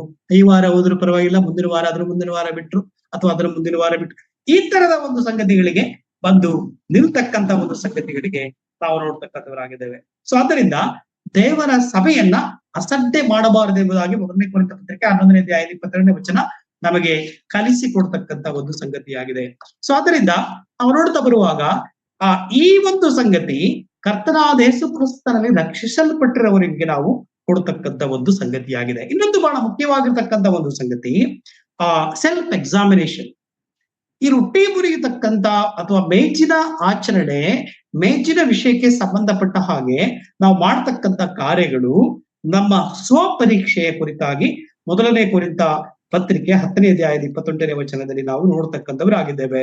ಪ್ರತಿ ಮನುಷ್ಯನು ತನ್ನನ್ನ ಪರೀಕ್ಷಿಸಿಕೊಳ್ಳಬೇಕು ಎಂಬುದಾಗಿ ನೋಡ್ತೇವೆ. ಅನೇಕರು ಈ ಲೋಕದಲ್ಲಿ ಹೇಳ್ತಾರೆ, ನೀವು ಬ್ರದರನ ಸಭೆ ಎಂಬುದಾಗಿ ನೀವೆಂದ್ರೆ ಈ ಪ್ರತಿ ವಾರ ರೊಟ್ಟಿ ಮುರಿಯುವುದೇ ದೊಡ್ಡ, ನೀವು ಅದನ್ನ ನೀವು ಹೊಗಳಿಕೊಡ್ತೀರಿ ಎಂಬುದಾಗಿ ಅಂದವರಿದ್ದಾರೆ. ಆದರೆ ನಾವಲ್ಲಿ ಗಮನಿಸ್ತಾ ಬರುವಾಗ ಸ್ವಪರೀಕ್ಷೆ ಅಂದ್ರೆ ಪ್ರತಿ ಮನುಷ್ಯನು ತನ್ನನ್ನ ಪರೀಕ್ಷೆ ಮಾಡಿಕೊಳ್ಳಬೇಕು. ಅದು ತಿಂಗಳಿಗೊಮ್ಮೆ ಅಲ್ಲ, ತಿಂಗಳಿಗೊಮ್ಮೆ, ವರ್ಷಕ್ಕೊಮ್ಮೆ ಪರೀಕ್ಷೆ ಮಾಡಿಕೊಳ್ಬೇಕಾದದ್ದಲ್ಲ. ನಾವಲ್ಲಿ ನೋಡ್ತಾ ಬರುವಾಗ ನಾವು ರೊಟ್ಟಿ ಮುರಿಯತಕ್ಕಂತ ವಾರದ ಮೊದಲನೇ ದಿನದಲ್ಲಿ ಪೂರ್ವದಲ್ಲಿ ನಾವು ಅದನ್ನ ನಮ್ಮನ್ನು ನಾವು ಪರೀಕ್ಷೆ ಮಾಡಿಕೊಂಡಿರಬೇಕೆಂಬುದಾಗಿ ನೋಡುತ್ತೇವೆ. ಮೊಟ್ಟ ಮೊದಲನೇದಾಗಿ 2 ಕೊರಿಂಥ ಪತ್ರಿಕೆ 13ನೇ ಅಧ್ಯಾಯದ 5ನೇ ವಚನ ಹೇಳುವ ಹಾಗೆ 2 ಕೊರಿಂಥ 13:5 ಕ್ರಿಸ್ತ ನಂಬಿಕೆಯಲ್ಲಿ ಇದ್ದಿರೋ ಇಲ್ಲವೆಂದು ನಿಮ್ಮನ್ನೇ ನೀವು ಪರೀಕ್ಷೆ ಮಾಡಿಕೊಳ್ಳಿರಿ. ನೋಡ್ರಿ, ಈಗ ಸೆಲ್ಫ್ ಎಕ್ಸಾಮಿನೇಷನ್ ನಮ್ಮನ್ನು ನಾವು ಪರೀಕ್ಷೆ ಮಾಡಿಕೊಂಡು ಅದರಲ್ಲಿ ಪಾಲನ್ನ ಹೊಂದತಕ್ಕಂಥ ವಿಷಯದ ಕುರಿತಾಗಿ ನಾವು ಗಮನಿಸಿದವರಾಗಿದ್ದೇವೆ. ಸೊ ಅದರಿಂದ ಈ ಪಾಲನ್ನ ಹೊಂದುವಂಥದ್ದು ನಮ್ಮ ಪರೀಕ್ಷಿಸಲ್ಪಟ್ಟಿರತಕ್ಕಂಥ ಒಂದು ಜೀವಿತ. ಕ್ರಿಸ್ತ ನಂಬಿಕೆಯಲ್ಲಿ ನಾವಿದ್ದೇವೋ ಇಲ್ಲವೋ ಹೇಳುವಂಥದನ್ನ ಪರೀಕ್ಷೆ ಮಾಡಿಕೊಳ್ಳಬೇಕೆಂಬುದಾಗಿ 2 ಕೊರಿಂಥ 13ನೇ ಅಧ್ಯಾಯದ 5ನೇ ವಚನ ನಮಗೆ ಮಾತನಾಡ್ತಕ್ಕ. ಇನ್ನು ಕೀರ್ತನಾಕಾರನ ಒಂದು ಸ್ಪಷ್ಟೀಕರಣವನ್ನು ನಾವು ನೋಡ್ತಾ ಇದ್ದೇವೆ. ಕೀರ್ತನೆ 26:2ನೇ ವಚನದಲ್ಲಿ, ಕೀರ್ತನೆ 26:2, ಕರ್ತನೆ ನೀನು ನನ್ನನ್ನ ಪರೀಕ್ಷೆ ಮಾಡು, ನನ್ನ ಅಂತರ್ಯಂದ್ರವನ್ನ ಪರಿಶೋಧಿಸು. ನೋಡಿ, ಒಬ್ಬ ಭಕ್ತನಾಗಿ ಆತನು ಸ್ಟೇಟ್ಮೆಂಟ್ ಕೊಡ್ತಾನೆ, ಅಂತರ್ಯಂದ್ರವನ್ನು, ಹೃದಯವನ್ನ ನೀನು ಪರಿಶೋಧಿಸು ಎಂಬುದಾಗಿ ಹೇಳ್ತಾ ಇದ್ದಾನೆ. ಇದು ದೇವರೊಟ್ಟಿಗೆ ಕೀರ್ತನಾಕಾರನು ಅಥವಾ ಭಕ್ತನು ಹೇಳುವಂತ ಮನಸ್ಸನ್ನ ನಾವು ನೋಡ್ತಕ್ಕಂಥವರಾಗಿದ್ದೇವೆ. ಕೀರ್ತನೆ 139:2 ನಾವು ನೋಡುವಾಗ, ದೇವ ನನ್ನನ್ನು ಪರೀಕ್ಷಿಸಿ ನನ್ನ ಹೃದಯವನ್ನ ತಿಳಿದುಕೋ. ಸೊ ಅದರಿಂದ ಈ ಸೆಲ್ಫ್ ಎಕ್ಸಾಮಿನೇಷನ್, ನಾವು ದೇವರೊಟ್ಟಿಗಿರ್ತಕ್ಕಂತಹ ಸಂಬಂಧಗಳು, ನಮ್ಮ ಜೀವಿತದ ಸಂಗತಿಗಳನ್ನ ದೇವರೊಟ್ಟಿಗೆ ನಾವು ಸರಿಪಡಿಸಿಕೊಳ್ತಕ್ಕಂಥ ಒಂದು ಜೀವಿತ ನಮಗಿರಬೇಕಾಗಿರ್ತಕ್ಕಂಥದ್ದಾಗಿದೆ. ಸೊ ಅದರಿಂದ ಯಾಕೆ ನಾವು ಈ ರೊಟ್ಟಿಯನ್ನ ಪಾಲನ್ನ ನಾವು ತಗೊಳ್ಬೇಕೆಂಬುದಾಗಿ ನಾವಲ್ಲಿ ನೋಡುತ್ತಾ ಬರುವಾಗ, ಅಲ್ಲಿ ಕರ್ತನ ಮರಣವನ್ನ ಆತನ ನೆನಪು ಮಾಡಿಕೊಡ್ತಕ್ಕಂಥ ಉದ್ದೇಶ ಮತ್ತು ಆತನ ಬರುವಿಕೆ ವಿಷಯಗಳನ್ನ ನಾವು ಪ್ರಸಿದ್ಧಿಪಡಿಸ್ತಕ್ಕಂಥ ವಿಷಯಗಳನ್ನ ನಾವು ನಂಬಿಕೊಂಡು ಹೋಗ್ತಕ್ಕಂತ ಒಂದು ಕಾರ್ಯ, ಅದನ್ನ ಪ್ರಸಿದ್ಧಿಪಡಿಸ್ತಕ್ಕಂಥ ಒಂದು ಕಾರ್ಯದಲ್ಲಿ ನಾವು ಇದ್ದವರಾಗಿದ್ದೇವೆ. ಆದರೆ ಅಲ್ಲಿ ಪೌಲನು ಸ್ಪಷ್ಟವಾಗಿ ಹೇಳ್ತಾ ಇದ್ದಾನೆ, ಏನ್ ಹೇಳ್ತಾ ಇದ್ದಾನೆ, ನಾವು ನೋಡ್ತಾ ಬರುವಾಗ, ಆತನು ನಿಮ್ಮನ್ನ ನೀವು ಶುದ್ಧೀಕರಿಸಿಕೊಳ್ಳಬೇಕೆಂಬುದಾಗಿ ನಾವಲ್ಲಿ ನೋಡ್ತೇವೆ. ಯೋಹಾನನ ಬರೆದ ಸುವಾರ್ತೆ 1:9 ಕರ್ತನು ನಮ್ಮನ್ನ ಕ್ಷಮಿಸ್ತಾನೆ ಎಂಬುದಾಗಿ ನೋಡುತ್ತೇವೆ. ಅದರಿಂದ ಈ ಶುದ್ಧೀಕರಿಸಲ್ಪಟ್ಟ ಜೀವಿತದೊಂದಿಗೆ ಕರ್ತನ ಮೇಜನ್ನ ಆಚರಿಸಿಕೊಳ್ಳಬೇಕು ಹೇಳ್ತಕ್ಕಂಥ ಒಂದು ಸಂಗತಿಯನ್ನು ನಾವಲ್ಲಿ ಸ್ಪಷ್ಟವಾಗಿ ನಾವು ನೋಡ್ತಕ್ಕಂಥವರಾಗಿದ್ದೇವೆ. ಸೊ ಯಾಕಂದರೆ ಈ ಕರ್ತನ ರೊಟ್ಟಿ ಮುರಿಯುವ ವಿಷಯ ಹಗುರವಾಗಿದೆ ಎಂಬುದಾಗಿ ತಿಳ್ಕೊಂಡು ಅನೇಕರು ಸಭೆಗಳಲ್ಲಿ ಅವರು ನೆನೆಸ್ತಾರೆ, ನನಗೆ ಈ ಸಭೆಗಳಲ್ಲಿ ನನಗೆ ತೊಂದರೆ ಆಯ್ತು, ಅದರಿಂದ ನಾನು ಬೇರೆ ಎಲ್ಲಿಯೂ ಹೋಗ್ಬಿಡ್ತೀನಿ ಎಂಬುದಾಗಿ ಅಂದುಕೊಂಡು ರೊಟ್ಟಿ ಮುರಿಯದೆ ಅವರು ಹೋಗ್ಬಿಡ್ತಾರೆ, ರೊಟ್ಟಿ ಮುರಿಯದೆ ಹೋಗ್ತಾರೆ. ಅಂದರೆ ಆ ರೊಟ್ಟಿ ಮುರಿಯುವ ವಿಷಯದಲ್ಲಿ ಸರಿಯಾದ ಸ್ಪಷ್ಟೀಕರಣ ಅವರಿಗಿಲ್ಲ, ಅನೇಕರಿಗೆ ತಿಳುವಳಿಕೆ ಇಲ್ಲ. ನಾನು ಎಲ್ಲಿ ಆ ವಿಷಯಗಳನ್ನ ನಾನು ಬಿಟ್ಟಿದ್ದೇನೆ, ಅಲ್ಲಿಯೇ ಅಲ್ಲಿ ಮಾಡ್ಬೇಕಾಗಿರ್ತಕ್ಕಂಥ ಕಾರ್ಯಗಳಾಗಿದೆ ಎಂಬುದಾಗಿ ಯಾವತ್ತು ನಾವು ನೆನಪು ಮಾಡಿಕೊಳ್ತಕ್ಕಂತ ವಿಷಯಗಳಾಗಿರುವುದಿಲ್ಲ. ಈ ಕೆಲವು ದಿನದ ಹಿಂದೆ ಒಬ್ರು ವಿಶ್ವಾಸಿಗಳು ನಮ್ಮಲ್ಲಿ ಬಂದಿದ್ರು ಕೆಲವು ದಿನಗಳ ಹಿಂದೆ. ಸೊ ಅಲ್ಲಿಯ ಸಭಾ ಹಿರಿಯರು ನನಗೆ ಫೋನ್ ಮಾಡಿದ್ರು, ಅವರು ಒಬ್ಬರು ನಿಮ್ಮಲ್ಲಿ ಬಂದಿದ್ದಾರೆ. ಹೌದು ಬಂದಿದ್ದಾರೆ, ಆದ್ರೆ ಅವರು ಕಳೆದ ವಾರ ನಮ್ಮಲ್ಲಿ ರೊಟ್ಟಿ ತಕ್ಕೊಂಡಿಲ್ಲ, ಈ ವಾರ ನಿಮ್ಮಲ್ಲಿ ರೊಟ್ಟಿ ತೆಗೆದುಕೊಳ್ಳುವಾಗ ನಿಮ್ಮಲ್ಲಿ ಅವರು ಸಾಕ್ಷಿ ಕೊಟ್ಟು ರೊಟ್ಟಿ ಮುರಿಯಲಿ ಎಂಬುದಾಗಿ ಅಂದ್ರು. ನಾನು ಅವರಿಗೆ ಹೇಳಿದೆ, ಬ್ರದರ್, ಅವರು ರೊಟ್ಟಿ ಮುರಿಯಬೇಕಾಗಿರುವಂತದ್ದು ಎಲ್ಲಿ ಮುರಿಯಬೇಕು, ಎಲ್ಲಿ ಅವರು ಫಸ್ಟ್ ಮುರಿಕೊಂಡು ಅಥವಾ ಅವ್ರದ್ದು ಏನೇ ಸಮಸ್ಯೆ, ಚಿಕ್ಕ ಪುಟ್ಟ ಯಾವುದೇ ಸಮಸ್ಯೆಗಳಿರಲಿ, ಆ ಸಮಸ್ಯೆಗಳು ಎಲ್ಲಿದೆ ಅಲ್ಲಿ ಅವರು ಸಾಕ್ಷೀಕರಿಸಿಕೊಂಡು ರೊಟ್ಟಿ ಮುರಿಯಬೇಕು. ಅದರಿಂದ ದಯವಿಟ್ಟು ಅವರು ನಿಮ್ಮಲ್ಲೇ ಬಂದು ರೊಟ್ಟಿ ಮುರಿಲಿ, ಇಲ್ಲಿ ಮೌನವಾಗಿ ಅವರು ಹೋಗುವುದು ಒಳ್ಳೇದು ಎಂಬುದಾಗಿ ನಾನು ಅವ್ರಿಗೆ ಹೇಳಿದೆ. ಸೊ ಹಾಗೆ ಆಯ್ತು. ಅದರಿಂದ ನಾವು ನೋಡ್ತಾ ಬರುವಾಗ ಈ ರೊಟ್ಟಿ ಮುರಿಯತಕ್ಕಂತ ವಿಷಯದಲ್ಲಿ ಎಲ್ಲಿ ಅವರು ಪರಿಶೋಧನೆ ಮಾಡಿಕೊಳ್ಬೇಕು, ತಮ್ಮನ್ನ ಪರೀಕ್ಷಿಸಿಕೊಳ್ಳಬೇಕು. ಮೊಟ್ಟ ಮೊದಲನೇದಾಗಿ ಅವರ ಸ್ಥಳೀಯ ಸಭೆಗಳಲ್ಲಿ ಅವರು ಅದನ್ನ ಸಾಕ್ಷೀಕರಿಸಿದ ನಂತರವೇ ಬೇರೆ ಕಡೆಗಳಲ್ಲಿ ಅವರು ಸಭೆಯ ಅನುಮತಿಗಳೊಂದಿಗೆ ಬೇರೆ ಕಡೆಗಳಲ್ಲಿ ಹೋಗಿರತಕ್ಕಂಥ ಸಂದರ್ಭದಲ್ಲಿ ಅದನ್ನ ಸ್ವೀಕರಿಸಬೇಕಾಗಿರುವಂತದ್ದು ಆಗಿದೆ. ಸೊ ಅದರಿಂದ ಅನೇಕ ವಿಷಯಗಳಲ್ಲಿ ನಾವು ಕೆಲವು ಸಂದರ್ಭಗಳು ನಮಗೆ ಸ್ಪಷ್ಟೀಕರಣ ಬೇಕು. ಅದರಿಂದ ಹೇಗೋ ಜೀವಿಸ್ತಾ ಎಂಬುದಾಗಿ ದೇವರು ನಮಗೆ ಹೇಗೂ ಹೇಳಿಲ್ಲ. ದೇವರು ಸ್ಪಷ್ಟೀಕರಣವಾಗಿರ್ತಕ್ಕಂಥ ಒಂದು ಕ್ರಮಗಳನ್ನ, ಮಾರ್ಗದರ್ಶನಗಳನ್ನ ನಮಗೆ ಆತನು ಕೊಟ್ಟಿದ್ದಾನೆ. ಸೊ ಅದರಿಂದ ನಾವು ನೋಡ್ತಾ ಬರುವಾಗ ನಮ್ಮನ್ನ ನಾವು ಪರೀಕ್ಷೆ ಮಾಡಿಕೊಳ್ಳಬೇಕಾಗಿರುವಂತದ್ದು ಆಗಿದೆ. ಅನೇಕರು ರೊಟ್ಟಿ ನಾವಿಲ್ಲಿ ಮುರಿದಿಲ್ಲ ಎಂಬುದಾಗಿ ಹೇಳುವಾಗ ಇನ್ನೊಂದು ಕಡೆ ಹೋಗಿ ರೊಟ್ಟಿ ಮುರಿಯತಕ್ಕಂತ ಒಂದು ಕಾರ್ಯಗಳಲ್ಲಿ ತುಡುಕ್ತಾರೆ. ಯಾಕೆಂದ್ರೆ ಅವರ ಉದ್ದೇಶ ಏನು, ನಾವು ಕರ್ತನ ನೆನಪು ಮಾಡ್ತಾ ಇದ್ದೇವೆ ಎಂಬುದಾಗಿ. ಕರ್ತನನ್ನ ನೆನಪು ಮಾಡಿಕೊಳ್ತಕ್ಕಂಥದ್ದು ನಿನ್ನನ್ನು ಎಲ್ಲಿ ನೆನಪು ಮಾಡಿಕೊಳ್ಳಕ್ ಹೇಳಿದ್ದಾನೆ? ಮನೆಯಲ್ಲಿ ನೆನಪು ಮಾಡಕ್ ಹೇಳಿದಾನ, ಅಥವಾ ನೀನಿರ್ತಕ್ಕಂಥ ಸಭೆಯಲ್ಲಿ ನೆನಪು ಮಾಡಿಕೊಳ್ಳುವುದಕ್ಕೆ ವಾರದ ಮೊದಲನೇ ದಿನ ನಿನಗೆ ಕೊಟ್ಟಿದ್ದಾನ, ಅಥವಾ ಮನೆಯಲ್ಲಿ ರೊಟ್ಟಿ ಮುರಿತಕ್ಕಂಥ ವಿಷಯಗಳು ನಿಮಗೆ ಕೊಟ್ಟಿದ್ದಾನ? ಇದೆಲ್ಲವನ್ನು ತಿಳ್ಕೊಳ್ಬೇಕು. ನನ್ನ ಮನಸ್ಸಿಗೆ ಬಂದ ಹಾಗೆ, ಇಷ್ಟ ಬಂದ ಹಾಗೆ ನಾನು ಕರ್ತನಲ್ಲಿ ನಾನು ಪರೀಕ್ಷಿಸಿಕೊಳ್ಳದೆ ಎಲ್ಲೇ ಹೋದ್ರೂ ಕೂಡ ನಾವು ರೊಟ್ಟಿ ಮುರಿತೀನಿ ಎಂಬುದಾಗಿ ಹೇಳಿದ್ರೆ ಇದು ಕೂಡ ಕ್ರಿಸ್ತನ ಸಭೆ. ನೀವು ಹೋಗಿರುವಂತ ಸಭೆ ಕ್ರಿಸ್ತನ ಸಭೆ. ಹಾಗಾದ್ರೆ ಒಂದು ಸಭೆ ಕ್ರಿಸ್ತನ ಸಭೆ ಅಲ್ಲೂ ಹಾಗಾದ್ರೆ ನೀವು ರೊಟ್ಟಿ ಮುರಿಯದೆ ಹೋಗಿರ್ತಕ್ಕಂಥ ಸಭೆಗಳಲ್ಲಿ. ಆದ್ರಿಂದ ತಪ್ಪಾಗಿರ್ತಕ್ಕಂಥ ತೀರ್ಮಾನಕ್ಕೆ ಬರುವಂತದ್ದು ತಪ್ಪಾಗಿದೆ. ನೀವು ಎಲ್ಲಿ ಯಾವ ಸ್ಥಳೀಯ ಸಭೆಗಳಲ್ಲಿ ನಾವುಗಳಿದ್ದೇವೋ ಅದೇ ಸಭೆಗಳಲ್ಲಿ ರೊಟ್ಟಿ ಮುರಿಯುವುದನ್ನ ಕ್ರಮವಾಗಿ ಮೊದಲನೇದಾಗಿ ನಾವು ಕಲ್ತುಕೊಳ್ಳಬೇಕು. ತಪ್ಪುಗಳಾಗ್ತದೆ, ಅದಕ್ಕೆ ಕರ್ತನ ವಾಕ್ಯ ಇದೆ. ಯೋಹಾನ ಬರೆದ ಸುವಾರ್ತೆ 1ನೇ ಅಧ್ಯಾಯದ ಯೋಹಾನ ಪತ್ರಿಕೆ 1ನೇ ಅಧ್ಯಾಯದ 9ನೇ ವಚನದಲ್ಲಿ ಕರ್ತನ್ ನಮ್ಮನ್ನ ಕ್ಷಮಿಸ್ತಾನೆ, ಶುದ್ಧೀಕರಿಸ್ತಾನೆ. ಆದ್ರಿಂದ ನಾವು ನೋಡುತ್ತಾ ಬರುವಾಗ ನಮಗೆ ಒಂದು ಕರ್ತವ್ಯಗಳಿದೆ. ಸೊ ಅದಕ್ಕೋಸ್ಕರವಾಗಿ ಸಭೆಗೆ ಅಲ್ಲಿ 11ನೇ ಅಧ್ಯಾಯದ 1ನೇ ಕೊರಿಂಥ ಪತ್ರಿಕೆ 11ನೇ ಅಧ್ಯಾಯದ 33ನೇ ವಚನದಲ್ಲಿ ಒಂದು ಜವಾಬ್ದಾರಿಗಳನ್ನ ಆತನ ಸಭೆಗೆ ಕೊಟ್ಟಿದ್ದಾನೆ. ಜವಾಬ್ದಾರಿಗಳನ್ನ ಆತನು ಸಭೆಗೆ ಕೊಟ್ಟಿದ್ದಾನೆ. ಸೊ ಆ ಜವಾಬ್ದಾರಿ ನಾವು ನೋಡ್ತಾ ಬರುವಾಗ ಸಭೆಗೆ ಒಂದು ಜವಾಬ್ದಾರಿಯನ್ನು ಆತನು ಕೊಟ್ಟಿದ್ದಾನೆ. ಯಾವ ಜವಾಬ್ದಾರಿ? ಕಾದುಕೊಳ್ಳಿರಿ. ನೋಡಿದ್ರೆ ನೀವು ರೊಟ್ಟಿ ಮುರಿಯುವ ವಿಷಯದಲ್ಲಿ ಸಭೆಗೆ ಒಂದು ಜವಾಬ್ದಾರಿ ಕೊಟ್ಟಿದ್ದಾನೆ ಗೊತ್ತಾ? ಮೊದಲನೇ ಕೊರಿಂಥ ಪತ್ರಿಕೆ 11ನೇ ಅಧ್ಯಾಯದ 33ನೇ ವಚನದಲ್ಲಿ ಏನ್ ಮಾತಾಡ್ತಾ ಇದೆ? ನೀವು ಒಬ್ಬರೊಬ್ಬರು ಕಾದುಕೊಳ್ಳಿರಿ ಎಂಬುದಾಗಿ ಬರೆಯಲ್ಪಟ್ಟಿದೆ. ಕೊರಿಂಥ ಸಭೆಗೆ ಪೌಲನು ಅದನ್ನ ಹೇಳಲಿಕ್ಕೆ ಕಾರಣ ಏನು ಹಾಗಾದ್ರೆ? ಸೊ ಅದರಿಂದ ಮೇಲೆ ಹೇಳ್ತಾನೆ ಸೆಲ್ಫ್ ಎಕ್ಸಾಮಿನೇಷನ್. ಅಲ್ಲಿ ಸ್ವಂತವಾಗಿ ಪರೀಕ್ಷೆ ಮಾಡಿಕೊಳ್ಳಬೇಕಿರತಕ್ಕಂತ ಸಂದೇಶಗಳನ್ನ ಅಲ್ಲಿ ಕೊಡ್ತಾ ಇದ್ದಾನೆ. ಕೆಳಗಡೆಯಾಗಿ ಒಬ್ಬರನ್ನೊಬ್ಬರು ಕಾದುಕೊಳ್ಳಿರಿ ಎಂಬುದಾಗಿ ಅಲ್ಲಿ ಹೇಳಿರುವಂತದ್ದು ನಾವು ನೋಡ್ತಕ್ಕಂಥವರಾಗಿದ್ದೇವೆ. ಕೆಲವರು ರೊಟ್ಟಿ ಮುರಿಯತಕ್ಕಂಥದ್ದೇ ಮುಖ್ಯ ಎಂಬುದಾಗಿ ಅಂದುಕೊಂಡಿದ್ದಾರೆ. ರೊಟ್ಟಿ ಮುರಿಯುವುದೆಷ್ಟು ಮುಖ್ಯವೋ ಸೆಲ್ಫ್ ಎಕ್ಸಾಮಿನೇಷನ್, ಸ್ವಪರೀಕ್ಷೆ ಕೂಡ ಅಷ್ಟೇ ಮುಖ್ಯವಾಗಿರ್ತಕ್ಕಂಥದ್ದಾಗಿದೆ. ಮತ್ತು ಸಭೆಗೆ ಅನುಗುಣವಾಗಿ ಜೀವಿಸ್ತಕ್ಕಂಥ ಒಂದು ಸಂಗತಿ ಬಹಳ ಮುಖ್ಯವಾಗಿ ಇರುವಂತದ್ದಾಗಿದೆ. ನಾವು ನೋಡು ಹಗುರವಾಗಿ ಎಣಿಸುವಂತ ಒಂದು ಕಾರ್ಯಗಳಲ್ಲ. ನೋಡಿ, ಇದು ಅಲ್ಲಿ ಅನೇಕರು ಸಾಯುತ್ತಾರೆ ಎಂಬುದಾಗಿ ಬರೆಯಲ್ಪಟ್ಟಿದೆ, ಅನೇಕರು ರೋಗಗಳಲ್ಲಿ ಬೀಳ್ತಾರೆ ಎಂಬುದಾಗಿ ಬರೆಯಲ್ಪಟ್ಟಿದೆ. ಸೊ ಆದ್ದರಿಂದ ಕರ್ತನು ಅದಕ್ಕೆ ಸಂಬಂಧಪಟ್ಟ ಹಾಗೆ ಶಿಕ್ಷೆಗಳಿದೆ ಎಂಬುದಾಗಿ ನಾವಲ್ಲಿ ನೋಡ್ತಕ್ಕಂಥವರಾಗಿದ್ದೇವೆ. ಕೀರ್ತನೆ 94:12 ಯೆಹೋವನೇ, ನೀನು ಯಾವನನ್ನ ಶಿಕ್ಷಿಸಿ ಗರ್ಭೋಪದೇಶ ಮಾಡುತ್ತೀಯೋ ಅವನೇ ಧನ್ಯನು. ನೋಡ್ರಿ, ಶಿಕ್ಷಿಸಿ ಆತನು ನಮ್ಮನ್ನ ವಾಕ್ಯದ ಕಡೆಗೆ ನಡೆಸ್ತಕ್ಕಂಥವನಾಗಿದ್ದಾನೆ ಎಂಬುದಾಗಿ ದೇವರ ವಾಕ್ಯ ನಮಗೆ ಹೇಳ್ತಾ ಇದೆ. ಅಂದ ಮೇಲೆ ವಿಶ್ವಾಸಿಗಳಾಗಿರ್ತಕ್ಕಂಥ ಅಥವಾ ಸಭಾ ಜೀವಿತದಲ್ಲಿ ನಮಗಿರ್ತಕ್ಕಂಥ ಒಂದು ಕರ್ತವ್ಯ, ಒಬ್ಬರದೊಬ್ಬರು ಕಾದುಕೊಳ್ತಕ್ಕಂಥ ಒಂದು ಜವಾಬ್ದಾರಿ ಇದೆ. ಅದರಿಂದ ನಾವು ನೋಡ್ತಾ ಬರುವಾಗ ನೀವು ಮೊದಲನೇ ಥೆಸಲೋನಿಕ ಪತ್ರಿಕೆ 5ನೇ ಅಧ್ಯಾಯದ 14ನೇ ವಚನ, ಅಕ್ರಮವಾಗಿ ನಡೆಯತಕ್ಕಂಥವರಿಗೆ ಬುದ್ಧಿ ಹೇಳಿರಿ. ಅಕ್ರಮವಾಗಿ ನಡೆಯತಕ್ಕಂಥವರಿಗೆ ಬುದ್ಧಿ ಹೇಳಿರಿ. ನೋಡಿ, ಸಭೆಗಳಲ್ಲಿ ಈ ರೊಟ್ಟಿ ಮುರಿಯತಕ್ಕಂಥ ನಿಯಮಕ್ಕೆ ಸಂಬಂಧಪಟ್ಟ ಹಾಗೆ ಅನೇಕ ಕ್ರಮಗಳು, ಅನೇಕ ರೀತಿಯಾಗಿ ನಾವು ಪ್ರಾಕ್ಟೀಸ್ ಮಾಡ್ತಾ ಇದ್ದೇವೆ. ಅದು ಮಾಡಬೇಕು. ಸೊ ಹಾಗೆ ಮಾಡುವಾಗ ಅವರು ಆತ್ಮಿಕವಾಗಿ ಅವರು ತಮ್ಮನ್ನ ಸರಿಪಡಿಸಿಕೊಳ್ಳಿಕ್ಕೆ ಸರಿ ಇದೆ. ಈಗ ಇತ್ತೀಚಿನ ದಿನಗಳಲ್ಲಿ ಹಾಗೆ ಅಲ್ಲ.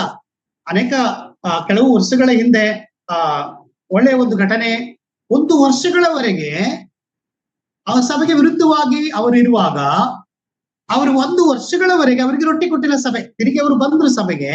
ಆಗ 1 ವರ್ಷಗಳವರೆಗೆ ಅವರು ಆಗ ಅವರು ರೊಟ್ಟಿ ಮುರಿಯದೆ ಮೌನವಾಗಿದ್ರು. ಸಭಾ ಹಿರಿಯರಿಗೆ ಅಧೀನರಾಗಿ ಒಳ್ಳೆಯದಾಗಿ ಅವರಿದ್ರು.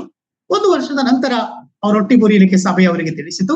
ಅದಾದ ಮೇಲೆ ಅವರು ರೊಟ್ಟಿ ಮುರಿಯೋದಕ್ಕೆ ಪ್ರಾರಂಭವಾಯಿತು. ಅವರು ಒಳ್ಳೆಯ ರೀತಿಯಾಗಿ ನಂಬಿಕೆ ಇಟ್ಟು ಆ ಕುಟುಂಬ ಒಳ್ಳೆಯ ಕರ್ತನ ಸೇವೆಯಲ್ಲೆಲ್ಲ ಅವ್ರು ಮುಂದುವರಿಯುವಂತೆ ಆಯಿತು. ಇದು ಕರ್ತನು ಇಷ್ಟಪಡುವಂತದ್ದಾಗಿದೆ. ಕೆಲವರು ಬರ್ತಾರೆ, ಕೆಲವರು ಬರುವಂತದ್ದು ನಾವು ರೊಟ್ಟಿ ಮುರಿಯತಕ್ಕಂತ ನಿಯಮ ಲಿಮಿಟೇಷನ್ ಎಷ್ಟು? 1 ತಿಂಗಳನ್ನ, 2 ತಿಂಗಳನ್ನ, ಯಾವಾಗ ನಮ್ಗೆ ಹೇಳ್ಬೇಕು. ಇದು ಯಾರಿಗೆ? ಸಭಾ ಹಿರಿಯರಿಗೆ, ಒಬ್ಬ ವಿಶ್ವಾಸಿಗಳಾಗಿ ಇರ್ತಕ್ಕಂಥವ್ರು ಕೇಳುವ ಪ್ರಶ್ನೆ ಇದು. ಹಾಗಾದ್ರೆ ಅಂದಾಜಲ್ಲಿ ನೀವು ಹೇಳ್ರಿ, ಎಷ್ಟು ಅಂದಾಜಲ್ಲಿ ಎಷ್ಟು ತಿಂಗಳ? ಅಂದಾಜಲ್ಲಿ ಎಷ್ಟು ತಿಂಗಳ ಎಂಬುದಾಗಿ ಅಲ್ಲ. ಸಭಾ ಹಿರಿಯರಿಗೆ ನೀವು ಅಧೀನರಾಗಿ ಎಷ್ಟು ವರ್ಷನೋ 2 ವರ್ಷನೋ ಕಾದಿರಬೇಕು. ಅದರರ್ಥ ನಿಮ್ಮ ಉದ್ದೇಶ ಏನು? ನೀವು ಕರ್ತನಿಗೆ ಮಹಿಪಡಿಸುವ ಉದ್ದೇಶದಿಂದ ಕರ್ತನ ಸಭೆಯಲ್ಲಿದ್ದೀರೋ, ಅಥವಾ ನಿಮ್ಮನ್ನ ಮಹಿಪಡಿಸೋದಕ್ಕೋಸ್ಕರವಾಗಿ ನಿಮ್ಮ ಯಾವ ಉದ್ದೇಶಗಳನ್ನ ಹೊಂದಿಕೊಂಡು ನೀವು ಸಾಗ್ಗೆ ಬರುವಂತ ಒಂದು ಮನಸ್ಸು ಮಾಡ್ತಾ ಇದ್ದೀರಿ? ಸೊ ಪ್ರಿಯರಾದ್ದರಿಂದ ಸಭೆಗೆ ಒಂದು ಜವಾಬ್ದಾರಿ ಇದೆ. ದೇವರ ಆತ್ಮನು ಸಭಾ ಹಿರಿಯರುಗಳಿಗೆ ಸರಿಯಾಗಿ ಮಾರ್ಗದರ್ಶನ ಮಾಡ್ತಾನೆ, ಸರಿಯಾಗಿ ತಿಳುವಳಿಕೆಗಳನ್ನು ಕೊಡ್ತಕ್ಕಂಥವನಾಗಿದ್ದಾನೆ. ಒಂದು ವೇಳೆ ವಿಶ್ವಾಸಿಗಳು ತಗ್ಗಿಸುವ ಮನೋಭಾವನೆಯಲ್ಲಿ ಬಂದಿರತಕ್ಕಂಥ ಸಂದರ್ಭವಾಗಿದ್ದರೆ ಅವರು ಸಂಪೂರ್ಣವಾಗಿ ತಗ್ಗಿಸಿಕೊಳ್ತಕ್ಕಂಥ ಜೀವಿತದಲ್ಲಿ ಇರ್ತಾರೆ. ಸಭೆಯನ್ನೇ ಪ್ರಶ್ನೆ ಮಾಡುವಂಥದ್ದು, ಸಭಾ ಹಿರಿಯರನ್ನೇ ಪ್ರಶ್ನೆ ಮಾಡುವಂಥದ್ದು. ಲಿಮಿಟೇಷನ್, ಎಷ್ಟು ವಾರ ನನಗೆ ರೊಟ್ಟಿ ಕೊಡದೆ ಇರ್ತೀರಿ ನೀವು? ಎಷ್ಟು ವಾರ ರೊಟ್ಟಿ ಕೊಡದೆ ನೀವು ಇರ್ತೀರಿ? ಇದೆಲ್ಲ ನಿಮಗೆ ಸಂಬಂಧಪಟ್ಟ ವಿಷಯ ಅಲ್ಲ. ಸಭಾ ಹಿರಿಯರು, ಸಭೆಯು ಒಂದು ವೇಳೆ ನಿಮಗೆ ವರ್ಷನೂ ರೊಟ್ಟಿ ಕೊಡದೆ ಇರಬಹುದು, 2 ವರ್ಷನೂ ನಿಮ್ಗೆ ರೊಟ್ಟಿ ಕೊಡಿಯದೇ ಇರಬಹುದು. ನೀವು ಕರ್ತನ ಸಭೆಯಲ್ಲಿದ್ದು ತಾಳ್ಮೆಯಿಂದ ಕಾದಿರಿ. ನೀವು ಕಾಯ್ಬೇಕದಲ್ಲ. ನೀವು ಕರ್ತನಿಗೋಸ್ಕರವಾಗಿ ನೀವು ಅದನ್ನ ಸಹಿಸಿಕೊಳ್ಳಬೇಕು. ಕರ್ತನು ನಿಮ್ಮ ಹೃದಯಗಳಲ್ಲಿ ಆತನು ತನ್ನ ಕಾರ್ಯಗಳನ್ನ ಮಾಡ್ತಾ ಇದ್ದಾನೆ ಎಂಬುದಾಗಿ ನೀವು ಅದನ್ನ ಸಾಕ್ಷೀಕರಿಸ್ತಾ ಬರಬೇಕು. ಆಗ ನೀವು ರೊಟ್ಟಿಯಲ್ಲಿ ಪಾಲನ್ನ ಹೊಂದಿಕೊಳ್ಳುವುದು. ದೇವರ ಆತ್ಮನು ನಿಮ್ಮನ್ನ ನಡೆಸ್ತಕ್ಕಂಥವನಾಗಿದ್ದಾನೆ. ದೇವರ ಆತ್ಮನು ನಿಮಗೆ ಸಹಾಯ ಮಾಡ್ತಕ್ಕಂಥವನಾಗಿದ್ದಾನೆ. ದೇವರು ನಿಮ್ಮನ್ನ ನಡೆಸ್ತಕ್ಕಂಥವನಾಗಿದ್ದಾನೆ. ಇದು ಏನಿಲ್ಲ, ಈ ಸಭೆಯಲ್ಲಿ ರೊಟ್ಟಿ ಮುರಿಯಲಿಕ್ಕೆ ಕೊಟ್ಟಿಲ್ಲ, ಮುಂದಿನ ಸಭೆಗೆ ಹೋಗುದು. ಇಲ್ಲಿ ಕೊಟ್ಟಿಲ್ಲ, ಬೆಂಗಳೂರಲ್ಲಿ ಒಂದು ಸಭೆ ಇದೆ, ನಮ್ಮದೇ ಬೋಧನೆ, ನಾವು ಹೋಗೋಣ, ಅಲ್ಲಿ ಮುರಿಯೋಣ. ರೊಟ್ಟಿ ಮುರಿಯತಕ್ಕಂತ ನಿಯಮವನ್ನೇ ನಾವು ಆಧಾರವಾಗಿಟ್ಟುಕೊಂಡು ನಂಬಿಸ್ತಾ ಕ್ರಿಸ್ತಿಯ ಜೀವಿತ ಮುಂದೆ ಹೋಗ್ತಾ ಇದ್ರೆ ಪರೀಕ್ಷೆಯ ಜೀವಿತ ಎಲ್ಲಿದೆ? ಸಭೆಯ ಜೀವಿತ ಎಲ್ಲಿದೆ? ಸಭೆಯ ಕ್ರಮದ ಜೀವಿತಕ್ಕೆ ಎಲ್ಲಿ ಒಳಗಾಗಿದೆ? ಸಭೆಯ ಕ್ರಮ ನಿನಗೆ ಬೇಡವಾದ ಮೇಲೆ ಹಾಗಾದ್ರೆ ಇದು ಕ್ರಿಸ್ತನ ಸಭೆಯು, ಕ್ರಿಸ್ತನು ಸ್ಥಾಪಿಸಲ್ಪಟ್ಟಿರ್ತಕ್ಕಂಥ ಸಭೆಯಲ್ಲಿ ನೀನು ಇಲ್ಲದಿದ್ದರೆ ಎಲ್ಲಿಗೆ ಹೋಗ್ತೀಯ? ನೀನು ಎಲ್ಲಿಗೆ ಹೋಗ್ತೀಯ? ಅದರಿಂದ ಪ್ರಿಯರೇ, ನಾವು ನೋಡ್ತಾ ಬರುವಾಗ ಸಭೆಗೆ ಒಂದು ಜವಾಬ್ದಾರಿ ಇದೆ, ಕಾದುಕೊಳ್ತಕ್ಕಂತ ಒಂದು ಜವಾಬ್ದಾರಿಯನ್ನ ದೇವರು ನಮಗೆ ಸಭೆಗೆ ಕೊಟ್ಟಿದ್ದಾನೆ. ಒಬ್ಬರದೊಬ್ಬರು ಅಕ್ರಮವಾಗಿ ನಡೀತಕ್ಕಂಥವರಿಗೆ ನೀವು ಬುದ್ಧಿ ಹೇಳ್ರಿ ಎಂಬುದಾಗಿ ಬರೆಯಲ್ಪಟ್ಟಿರ್ತಕ್ಕಂಥದ್ದಾಗಿದೆ. ಸೊ ಅದರಿಂದ ಸಭೆಗೂ ಕೂಡ ಈ ರೊಟ್ಟಿ ಮುರಿಯತಕ್ಕಂಥ ನಿಯಮದ ವಿಷಯದಲ್ಲಿ ಜವಾಬ್ದಾರಿ ಇದೆ. ಅದಕ್ಕೋಸ್ಕರವಾಗಿ ಸಭೆ ಕ್ರಮ ಮಾಡುವುದು. ಎಲ್ಲಿಯೋ ಹೋಗಿ ರೊಟ್ಟಿ ಮುರಿದ್ಬಿಟ್ರೆ ಅದು ಪರಿಹಾರ ಆಯ್ತು. ಮೂಲದಲ್ಲಿ ನೀವು ಎಲ್ಲಿ ಸಮಸ್ಯೆ ಮಾಡಿಕೊಂಡಿದ್ದೀರೋ ಅಲ್ಲಿ ಆ ಸಮಸ್ಯೆ ಪರಿಹಾರ ಫಸ್ಟ್ ಆಗ್ಬೇಕು. ನೀವು ಎರಡನೇ ಕಡೆಯಲ್ಲಿ ಬಂದಾಗ ಅದೇ ಸಮಸ್ಯೆ ನಿಮ್ಗೆ. ಮೂರನೇ ಕಡೆ ನೀವು ಹೋದ್ರೆ ಮತ್ತು ಅದೇ ಸಮಸ್ಯೆ. ಯಾಕೆಂದ್ರೆ ಮೂಲ ತಪ್ಪಿದ್ರಿ. ಮೂಲದಲ್ಲಿ ನೀವು ಇರತಕ್ಕಂತಹ ಸಭೆಗಳಲ್ಲಿ ತಪ್ಪಾದ ರೀತಿಯಿಂದ ವರ್ತನೆ ಮಾಡಿಕೊಂಡು, ಸಭೆಗೆ ವಿರುದ್ಧವಾಗಿ ನೀವು ವರ್ತನೆ ಮಾಡಿಕೊಂಡು, ಅಲ್ಲಿರ್ತಕ್ಕಂಥ ಸಭಾ ಹಿರಿಯರಿಗೆ ವಿರುದ್ಧವಾಗಿ ವರ್ತಿಸಿಕೊಂಡು ನೀವು ಬಂದ ಮೇಲೆ, ಒಂದು ವೇಳೆ ನಾನು ಇನ್ನೊಂದು ಕಡೆಯಲ್ಲಿ ನಾನು ಹೋದಾಗ ಅವರು ಅದನ್ನು ಸ್ವೀಕರಿಸುವಾಗ ನನ್ನಲ್ಲಿ ಮತ್ತೆ ಸೈತಾನನು ಅದೇ ಕಾರ್ಯಗಳನ್ನ ಮಾಡ್ತಾರೆ. ಇದೆಲ್ಲ ಲೈವ್ ಎಕ್ಸಾಂಪಲ್. ಇದು ಸುಮ್ಮನೆ ಉದಾಹರಣೆಯಾಗಿ ಇರುವಂತದಲ್ಲ, ಇದೆಲ್ಲ ಲೈವ್ ಎಕ್ಸಾಂಪಲ್. ಈ ದಿನಗಳಲ್ಲಿ ನಡೀತಾ ಇರತಕ್ಕಂಥದ್ದು. ಅದು ಒಂದು ವೇಳೆ ವಿಶ್ವಾಸಿಗಳ ಜೀವಿತವೇ ಆಗಿರಬಹುದು, ಸಭಾ ಹಿರಿಯರ ಜೀವಿತವೇ ಆಗಿರಬಹುದು, ಅಥವಾ ಸುವಾರ್ತಿಕರ ವಿಷಯಗಳಾಗಿರಬಹುದು. ಸಭಾ ಹಿರಿಯರು ಎಷ್ಟೋ ಜನರು ಅವರು ಸಭೆ ಬಿಟ್ಟು ಬೇರೆ ಸಭೆಗೆ ಹೋಗಿ ರೊಟ್ಟಿ ಮುರಿಯತಕ್ಕಂಥ ಉದಾಹರಣೆ ನೋಡ್ತಾ ಇದ್ದೇವೆ. ಸುವಾರ್ತಿಕರು ಎನಿಸ್ತಕ್ಕಂಥ ಸೇವೆ ಮಾಡಿಕೊಂಡು ಸಭೆ ಬಿಟ್ಟುಕೊಂಡು ಹೋಗ್ತಕ್ಕಂಥವರು, ಬೇರೆ ಕಡೆಗಳಲ್ಲಿ ಹೋಗಿ ರೊಟ್ಟಿ ಮುರಿಯತಕ್ಕಂಥವ್ರು ಎಷ್ಟೋ ಜನ ಇದ್ದಾರೆ. ಹಾಗಾದ್ರೆ ನಿಮ್ಮ ಸಾಕ್ಷಿ ಎಲ್ಲಿದೆ? ನಿಮ್ಮ ಪುನಃಸ್ಥಾಪನೆ ಎಲ್ಲಿದೆ? ಸಾಕ್ಷಿಯನ್ನ ಪುನಃಸ್ಥಾಪನೆಯದು ಕರ್ತನ ಮೇಜನ್ನ ಅನುಸರಿಸುವ ವಿಷಯದಲ್ಲಿ, ಕರ್ತನ ಮರಣದ ವಿಷಯವನ್ನು ನೀವು ಪ್ರಸಿದ್ಧಿ ಮಾಡತಕ್ಕಂಥ ವಿಷಯದಲ್ಲಿ ನೀವೇನ್ ಆಲೋಚನೆ ಮಾಡ್ತಾ ಇದ್ದೀರಿ? ನಿಮ್ಮ ತೀರ್ಮಾನ ಏನಿದೆ? ಕರ್ತನಿಗೆ ಇಷ್ಟವಾಗಿರುವಂತ ತೀರ್ಮಾನವಿದೆಯೋ? ಕರ್ತನಿಗೆ ಒಳಗಾಗ್ತಕ್ಕಂಥ ವಿಷಯಗಳು ಅದರಲ್ಲಿ ಇದೆಯೋ? ಇದೆಲ್ಲವನ್ನ ಕ್ರಿಸ್ತಿಯ ಜೀವಿತದಲ್ಲಿ ಪರೀಕ್ಷೆ ಮಾಡಿಕೊಳ್ತಕ್ಕಂಥ ಒಂದು ಕಾರ್ಯಗಳು ಆಗಬೇಕಾಗಿದೆ. ಸೊ ಅದರಿಂದ ಬಹಳ ಮುಖ್ಯವಾಗಿರತಕ್ಕಂಥ ಒಂದು ಸಂಗತಿಯನ್ನ ಅರ್ಥೈಸಿಕೊಂಡಿರಬೇಕು. ಕ್ರಿಸ್ತಿಯ ಜೀವಿತ ನಾವು ರೊಟ್ಟಿ ಮುರಿಯತಕ್ಕಂಥ ನಿಯಮದಲ್ಲಿಯೂ ಕೂಡ ಇದೆ, ಅಥವಾ ನಾವು ಮೇಜಿನ ಕ್ರಮದಲ್ಲಿ ಕೂಡ ಇದೆ. ಸೊ ಇದನ್ನ ನಾವು ಗಂಭೀರವಾಗಿ ನಾವು ಪರಿಗಣಿಸುವುದು. ಇದಕ್ಕೆ ಕೆಲವು ಸಂದರ್ಭಗಳಲ್ಲಿ ವಿಶ್ವಾಸಿಗಳಿಗೆ ಕ್ರಮ ಮಾಡಿದಾಗ ಬೇಸರ ಆಗ್ತದೆ, ಕೆಲವರಿಗೆ ಬೇಸರ ಆಗ್ತದೆ.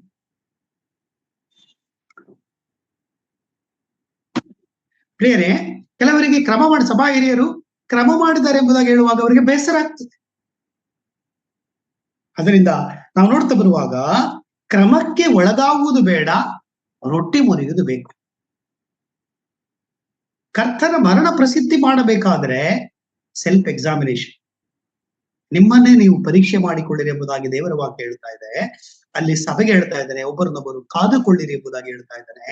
ಅದರಿಂದ ಇಲ್ಲದಿದ್ರೆ ನಿಮಗೆ ಅನೇಕರು ಸಾಯುತ್ತಾರೆ, ಅನೇಕರಿಗೆ ರೋಗ ಬರ್ತದೆ ಎಂಬುದಾಗಿ ನಾವು ಗಮನಿಸತಕ್ಕಂಥವರಾಗಿದ್ದೇವೆ.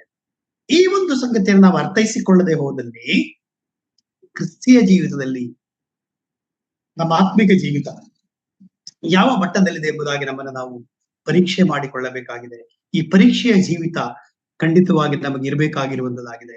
ಅದರಿಂದ ಯಾರು ಕೂಡ ಪರಿಪೂರ್ಣರಲ್ಲ, ಆದರೆ ನಮ್ಮನ್ನ ಪರೀಕ್ಷೆ ಮಾಡಿಕೊಳ್ತಕ್ಕಂಥ ಒಂದು ಕಾರ್ಯಗಳು ನಮ್ಮದಾಗಿರಬೇಕು. ಸೊ ಅದರಿಂದ ಇದು ದೇವರಾತ್ಮನು ನಮ್ಮನ್ನ ನಡೆಸ್ತಕ್ಕಂಥವರಾಗಿದ್ದಾನೆ, ದುರಾತ್ಮನು ತಪ್ಪಾದ ರೀತಿಯನ್ನ ಕಲಿಸಿಕೊಡ್ತಕ್ಕಂಥವನಾಗಿದ್ದಾನೆ. ನಮ್ಮ ಆತ್ಮಿಕ ಜ್ಞಾನ, ನಮಗೆ ಈ ಲೋಕದಲ್ಲಿ ಕೆಲವು ಎಕ್ಸ್ಪೀರಿಯನ್ಸ್ ಇರ್ತದೆ. ನಾ ಎಷ್ಟು ವರ್ಷ ಕೆಲಸ ಮಾಡಿದ್ದೀನಿ, ಕೆಲವು ವರ್ಷಗಳು ಹೀಗೆ 10 ವರ್ಷನೋ 20 ವರ್ಷನೋ 50 ವರ್ಷನೋ 40 ವರ್ಷನೋ ಕೆಲಸ ಮಾಡಿರುವಂತ ಅನುಭವ. ಆದರೆ ಆತ್ಮಿಕವಾಗಿರ್ತಕ್ಕಂಥ ಅನುಭವ ಅದು ನಾವು ರಕ್ಷಣೆ ಹೊಂದಿದಿಂದ ಪ್ರಾರಂಭ ಆಗ್ತದೆ. ನಾವು ಈ ಲೋಕ ಬಿಡುವವರೆಗೆ ಈ ಆತ್ಮಿಕ ಜೀವಿತದ ಅನುಭವ ಅದು ಇರುವಂತದ್ದಾಗಿದೆ.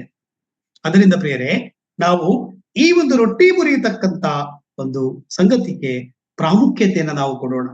ಇದರಲ್ಲಿ ಏನಿದೆ, ನಾವು ಕರ್ತನಿಗೆ ಮಹಿಮೆ ಆಗ್ಬೇಕು. ಒಬ್ಬ ಸಭಾ ಹಿರಿಯರಾಗಿದ್ದುಕೊಂಡು ನಾನು ಬೇರೆ ಸಭೆಗೆ ಹೋಗ್ಬಿಟ್ಟು ನನ್ನ ಪ್ರತಿಷ್ಠೆಯನ್ನ ನಾನು ಕಾಪಾಡಿಕೊಳ್ಳಬೇಕಂತ ಹೇಳಿದ್ರೆ, ನೀನು ಕರ್ತನ ಮರಣವನ್ನ ನೀನು ಪ್ರಸಿದ್ಧಿ ಪಡಿಸ್ತಕ್ಕಂತ ವ್ಯಕ್ತಿಯಾಗಿ ನಿನ್ನನ್ನು ನೀನು ಪರೀಕ್ಷೆ ಮಾಡಿಕೊಳ್ಳದಿದ್ದರೆ, ಅಥವಾ ನನ್ನನ್ನು ನಾನು ಪರೀಕ್ಷೆ ಮಾಡಿಕೊಳ್ಳದಿದ್ದರೆ, ಕರ್ತನು ನಾನು ರೊಟ್ಟಿ ಮುರಿಯತಕ್ಕಂಥ ವಿಷಯದಲ್ಲಿ ಆತನು ಮೆಚ್ತಾನ ನನ್ನ ವಿಷಯದಲ್ಲಿ. ಸೊ ಇದನ್ನ ನಾವು ಹಗುರವಾಗಿ ನಾವು ತೆಗೆದುಕೊಳ್ಳುವಂತ ವಿಷಯಗಳನ್ನ, ಮೊಟ್ಟ ಮೊದಲದಾಗಿ ಕರ್ತನ ಮರಣವನ್ನ ಪ್ರಸಿದ್ಧಿಪಡಿಸ್ತಕ್ಕಂಥ ಕಾರ್ಯವನ್ನ ದೇವರು ನಮಗೆ ಇಟ್ಟಿದ್ದಾನೆ. ನಾವು ಬೇಕಾದ್ರೆ ಕ್ರಿಸ್ಮಸ್ ಅನ್ನ ಭಯಂಕರವಾಗಿ ವಿಜೃಂಭಣೆಯಿಂದ ಬೇಕಾದ್ರೆ ಆಚರಣೆ ಮಾಡ್ಲಿಕ್ಕೆ ನಾವು ಖುಷಿ ಪಟ್ಟು ನಾವು ಹೋಗ್ತೇವೆ. ಅದರಲ್ಲಿರ್ತಕ್ಕಂಥ ವಿಷಯಗಳಿಗೆ ಇಷ್ಟಪಡ್ತೇವೆ. ಅನೇಕ ಹುಟ್ಟುಹಬ್ಬಗಳನ್ನ ಆಚರಣೆ ಮಾಡ್ಲಿಕ್ಕೆ ನಾವು ಹೋಗ್ತೇವೆ. ಆದರೆ ಕರ್ತನ ಮರಣವನ್ನ ನಾವು ಆ ಹಗುರವಾಗಿ ಎಣಿಸ್ತಕ್ಕಂಥ ಸ್ಥಿತಿಗೆ ಒಬ್ಬ ಕ್ರಿಸ್ತಿಯ ಜೀವಿತದಲ್ಲಿ ವಿಶ್ವಾಸಿಗೆ ಎಂದಿಗೂ ಅದು ಬರಬಾರದಾಗಿರ್ತಕ್ಕಂಥ ಒಂದು ಕಾರ್ಯವಾಗಿದೆ. ಅದರಿಂದ ಪ್ರಿಯರೇ, ಸೆಲ್ಫ್ ಎಕ್ಸಾಮಿನೇಷನ್, ನಮ್ಮ ಸ್ವಪರೀಕ್ಷೆ ಜೀವಿತದಲ್ಲಿ ಬಹಳ ಮುಖ್ಯವಾದಿದೆ. ಸ್ವಪರೀಕ್ಷೆಯನ್ನು ನಾವು ಮಾಡಿಕೊಳ್ಳುತ್ತಾ ಸಭೆಗೆ ಕೊಟ್ಟಿರತಕ್ಕಂಥ ಜವಾಬ್ದಾರಿಯನ್ನ ಕ್ರಮವಾಗಿ ನಾವು ಅದನ್ನ ಮಾಡಿಕೊಳ್ಳುತ್ತಾ ಹೋಗುವುದರಲ್ಲಿ ಕರ್ತನ ನಾವು ಮಹಿಪಡಿಸುತ್ತಾ ಈ ಆತ್ಮಿಕ ಪ್ರಯಾಣಗಳನ್ನ ಮುಂದುವರಿಸೋಣ. ದೇವರು ಇನ್ನು ಹೆಚ್ಚಾದ ತಿಳುವಳಿಕೆಯನ್ನ ಪ್ರತಿಯೊಬ್ಬರಾದ ನಮಗೆ ದೇವರು ಕೊಟ್ಟು ನಮ್ಮನ್ನ ನಡೆಸಲಿ ಎಂಬುದಾಗಿ ದೇವರ ಪರಿಶುದ್ಧವಾದಂತಹ ನಾಮಕ್ಕೆ ಸ್ತೋತ್ರ ಉಂಟಾಗಲಿ. ನಿಮ್ಮೆಲ್ಲರಿಗೆ ಪ್ರೀತಿಯ ವಂದನೆಗಳನ್ನ ತಿಳಿಸ್ತಕ್ಕಂಥವನಾಗಿ